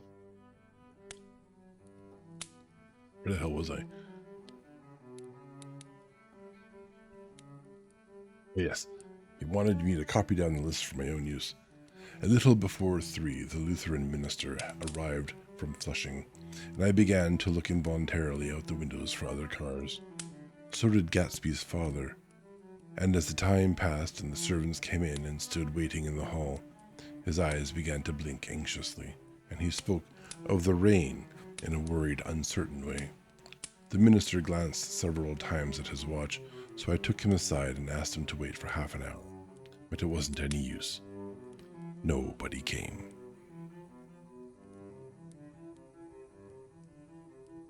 I'm literally pronouncing the letters and the words both of you are putting into chat. I don't know how to make this better for you. I want to. This is my version of English, I guess.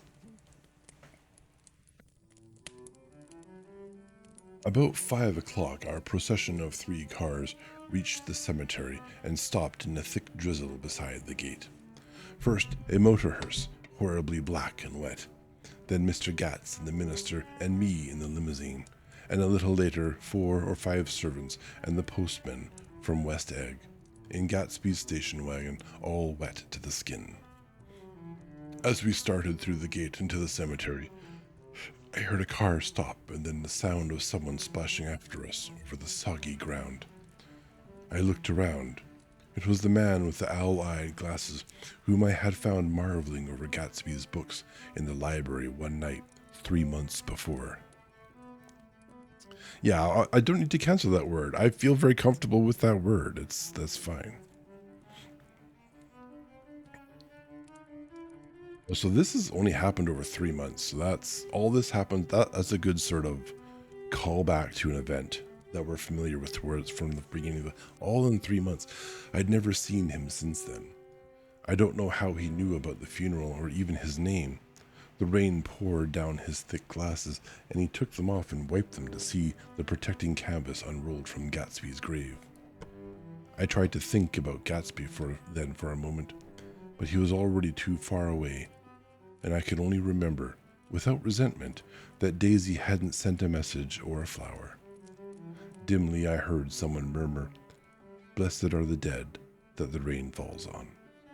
And then the owl-eyed man said, "Amen to that," in a brave voice.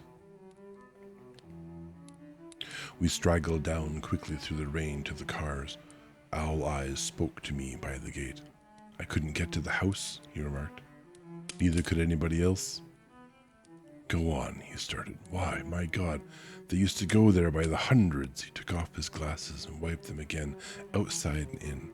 "The poor son of a bitch," he said. Look, someone who finally appreciated his alcohol, his parties, and his books. That's something, at least. One of my most vivid memories of coming back west from prep school and later from college at Christmas time. Those who went farther than Chicago would gather in the old dim Union Station at 6 o'clock of a December evening, with a few Chicago friends already caught up into their own holiday gaieties, to bid them a hasty goodbye. I remember the fur coats of the girls returning from Miss This or That's, and the chatter of frozen breath and the hands waving overhead as we caught sight of old acquaintances and the matchings of invitations. "Are you going to the Ordways, the Hersheys, the Schultz?" And the long green tickets clasped tight in our gloved hands. And last, the murky yellow cars of the Chicago, Milwaukee, and St. Paul Railroad looked cheerfully as Christmas itself on the tracks beside the gate. We can't possibly have ads again already, can we? Holy cow.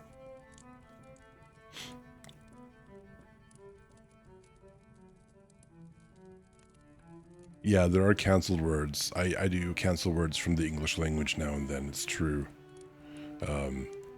If I don't like the word, if I feel like the word is just not a word, yeah, it's over. And like the worst part is I can't remember what the word is because it's no longer a word. So yeah, it's really hard to keep track of those.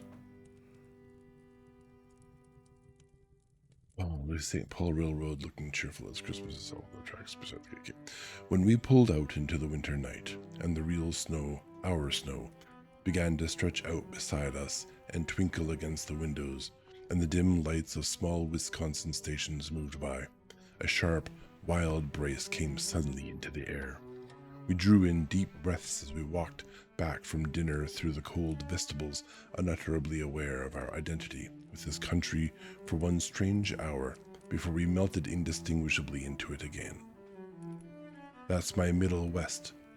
Not the wheat, or the prairies, or the lost Swede towns, but the thrilling returning trains of my youth, and the street lamps and sleigh bells in the frosty dark, and the shadows of holly wreaths thrown by lighted windows on the snow. I am part of that, a little solemn with the feel of those long winters, a little complacent from the growing up in the caraway house in a city where dwellings are still called through decades by a family's name. I see now that this has been a story of the West after all. Tom and Gatsby, Daisy and Jordan and I, were all Westerners, and perhaps we possessed some deficiency in common which made us subtly unadaptable to Eastern life. Oh, did you do a snooze or something?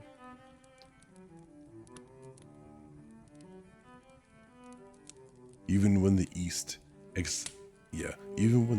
excited me most, even when I was most keenly aware of its superiority to the bored, sprawling, swollen towns beyond the Ohio with their interminable inquisitions which spared only the children and the very old. Even then it had always for me a quality of distortion. West Egg, especially, still figures in my more fantastic dreams. I see it as a night scene by El Greco, 100 houses at once conventional and grotesque, crouching under a sullen, overhanging sky and a lusterless moon. In the foreground, 4 solemn men in dress suits are walking along the sidewalk with a stretcher on which lies a drunken woman in a white evening dress. Her hand, which dangles over the side, sparkles cold with jewels. Gravely the men turn in at a house, the wrong house. But no one knows the woman's name, and no one cares. After Gatsby's death, the East was haunted for me like that, distorted beyond my eyes' power of correction. So when the blue smoke of brittle leaves was in the air, and the wind blew the wet laundry stiff on the line, I decided to come back home. There was one thing to be done before I left, an awkward, unpleasant thing that perhaps had better have been let alone. But I wanted to leave things in order, and not just trust that obliging and indifferent sea to sweep my refuse away. I saw Jordan Baker and talked over and around what had happened to us together, and what had happened afterward to me, and she lay perfectly still, listening, in a big chair. She was dressed to play golf, and I remember thinking she looked like a good illustration, her chin raised a little jauntily, her hair the color of an autumn leaf, her face the same brown tint as the fingerless glove on her knee. When I had finished, she told me without comment that she was engaged to another man. I doubted that, though there were several she could have married at a nod of her head, but I pretended to be surprised. Just for a minute, I wondered if I wasn't making a mistake. Then I thought it all over again quickly and got up to say goodbye. Nevertheless, you did throw me over, said Jordan suddenly. You threw me over on the telephone. I don't give a damn about you now, but it was a new experience for me, and I felt a little dizzy for a while. We shook hands. Oh, and do you remember, she added, a conversation we had once about driving a car? Why, not exactly. You said a bad driver was only safe until she met another bad driver. Oh, I do remember that now. Well, I met another bad driver, didn't I? I mean, it was careless of me to make such a wrong guess. I thought you were rather an honest, straightforward person. I thought it was your secret pride. I'm 30, I said. I am 5 years too old to lie to myself and call it honor. She didn't answer. Angry and half in love with her, and tremendously sorry, I turned away.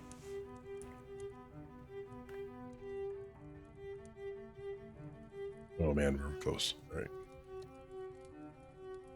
One afternoon late in October, I saw Tom Buchanan. He was walking ahead of me along Fifth Avenue in his alert, aggressive, wary way, his hands out a little from his body, as if to fight off indifference. His head moving sharply here and there, adapting itself to his restless eyes. Just as I slowed up to avoid overtaking him, he stopped and began frowning into the windows of a jewelry store.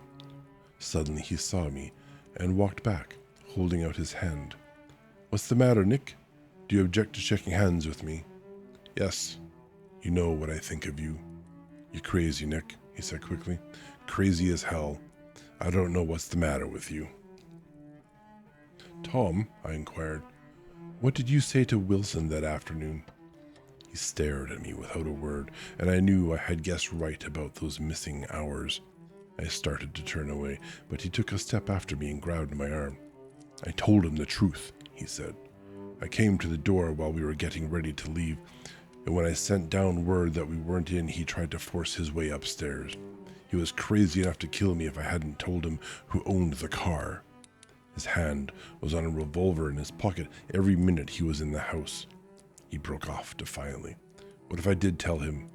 That fellow had it coming to him. He threw dust into your eyes just like he did in Daisy's, but he was a tough one. He ran over Myrtle like you'd run over a dog and never even stopped his car. I'd stop my car for a dog. Like before I ran over the dog, I'd stop my car. And if you think I didn't have my share of suffering, look here. When I went to give him that flat and saw that damn box of dog biscuits sitting there on the sideboard, I sat down and cried like a baby. By God, it was awful. I couldn't forgive him or like him, but I saw that what he had done was, to him, entirely justified. It was all very careless and confused. They were careless people, Tom and Daisy. They smashed up things and creatures and then retreated back into their money or their vast carelessness or whatever it was that kept them together and let other people clean up the mess they had made. I shook hands with him. It seemed silly not to, for I felt suddenly as though I were talking to a child. Then he went into the jewelry store to buy a pearl necklace, or perhaps only a pair of cuff buttons, rid of my provincial squeamishness forever. Gatsby's house was still empty when I left. The grass on his lawn had grown as long as mine. One of the taxi drivers in the village never took a fare past the entrance gate without stopping for a minute and pointing inside.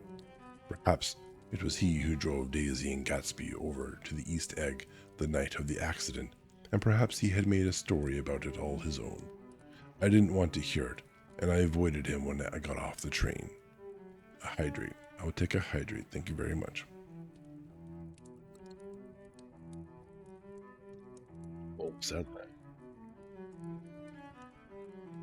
I spent my Saturday nights in New York because those gleaming, dazzling parties of his were with me so vividly that I could still hear the music and the laughter, faint and incessant from his garden, and the cars going up and down his drive.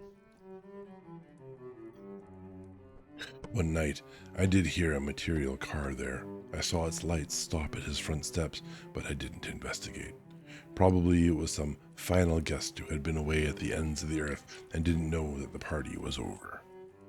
On the last night, with my trunk packed and my car sold to the grocer, I went over and looked at that huge, incoherent failure of a house once more.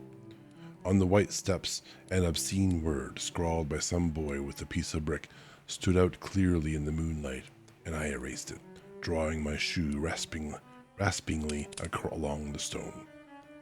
Then I wandered down to the beach and sprawled out on the sand. Most of the big shore places were closed now, and there were hardly any lights except the shadowy, moving glow of a ferry boat across the sound.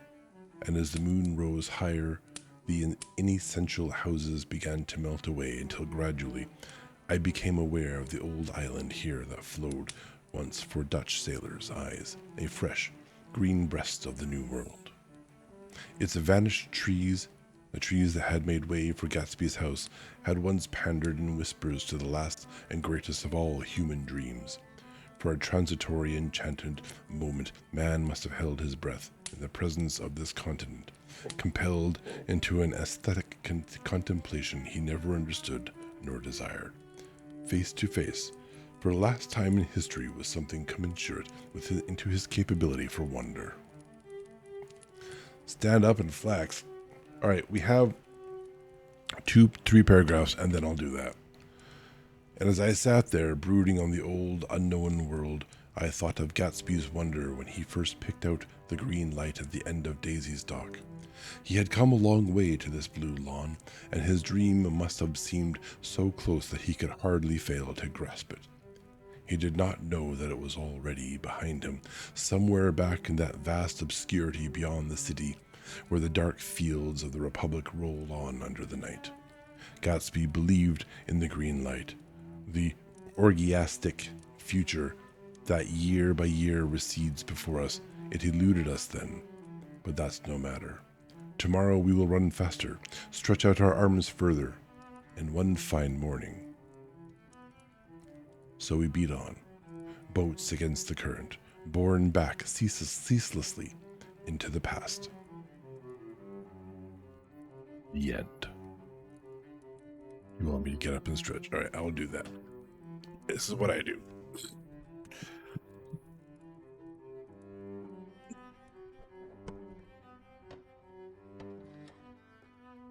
I do this during ad breaks a lot. It's kind of necessary.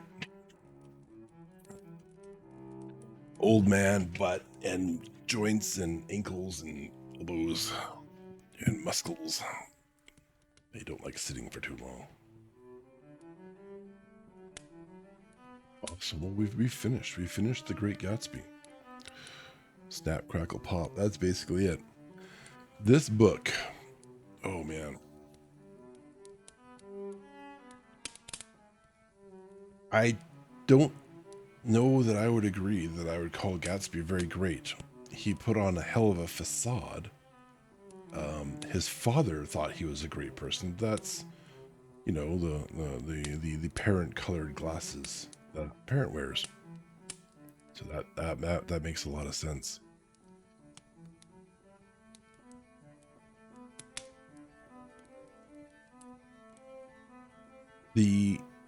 So I stand by my position that there's no love between anyone in this book. I guess Daisy and Tom will remain in a shallow relationship, and it doesn't surprise me that they took off. Tom was a wanderer, as described in the very beginning of the book. Only perhaps the father, girl Gwen, she's like scritching on her post. Only the father perhaps really loved Gatsby, and Nick felt sorry for him, I guess. But I don't think there was any love in any of these relationships. They're all shallow and selfish. And I'll stand by that to the end. Gatsby is a very sad person. And also, I think, perhaps a victim. A victim of sort of... a victim of the rich, I guess, right? I'm definitely going to always remember that phrase, the rich get richer, and the poor get children. Except Gatsby didn't get any children. Yeah, we'll leave it there. I don't know what I'm reading next. I will make the determination. Then I'll make a thumbnail. And then on Monday we will both find out. Or we will all find out. That'll be fantastic. But until then, we are playing probably Monster Hunter Wilds, but we will probably play it on Thursday. I have to redo my schedule too. The Great is an illusion. Yeah, exactly. It was a great illusion. I'm gonna go see if I can't find someone to raid, because we've blown all of the snoozes. Although mine says I still have 3, but I'm pretty sure Valana's hit that thing 3 times. We will race out.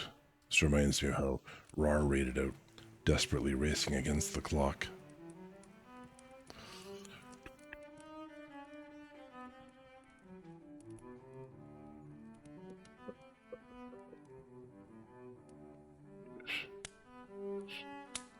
We want to click this button and this button. Oh, interesting. There's a new filter called Rated You. It's probably not the right category though. Ad is about to start. 2 minutes. Yes. Thank you everyone for joining us. You're all a blast. I want to go to a similar category. That would be nice. Of course, all of you have stopped streaming. That's very inconvenient for me. Rar, you normally stream later than me. That's you're my go-to. Cooking in the kitchen and listening. I hope you have a fantastic meal, friend. I have no freaking clue. Not a lot of people. Okay, we're gonna go to another reading stream. Oh no, looks dump you on someone I follow. Yeah. No. The only one Iron Mouse? You wanna go to Iron Mouse? Okay, first okay, VTuber in the writing reading category. It's a Christmas thing, I apologize for that. And the chat is not a read-only one. Okay, so here we go, we're gonna start this. I have no idea who this person is. This is random. And thank you all for coming. Thank you for the raids. Always insanely grateful for the raids. Let's go check out this person, Cena Monroe 3. And yeah, before you leave, do please remember to return your reading materials to the shelves and be kind to one another. I forget we did have a raid message at one point in time for 10 seconds.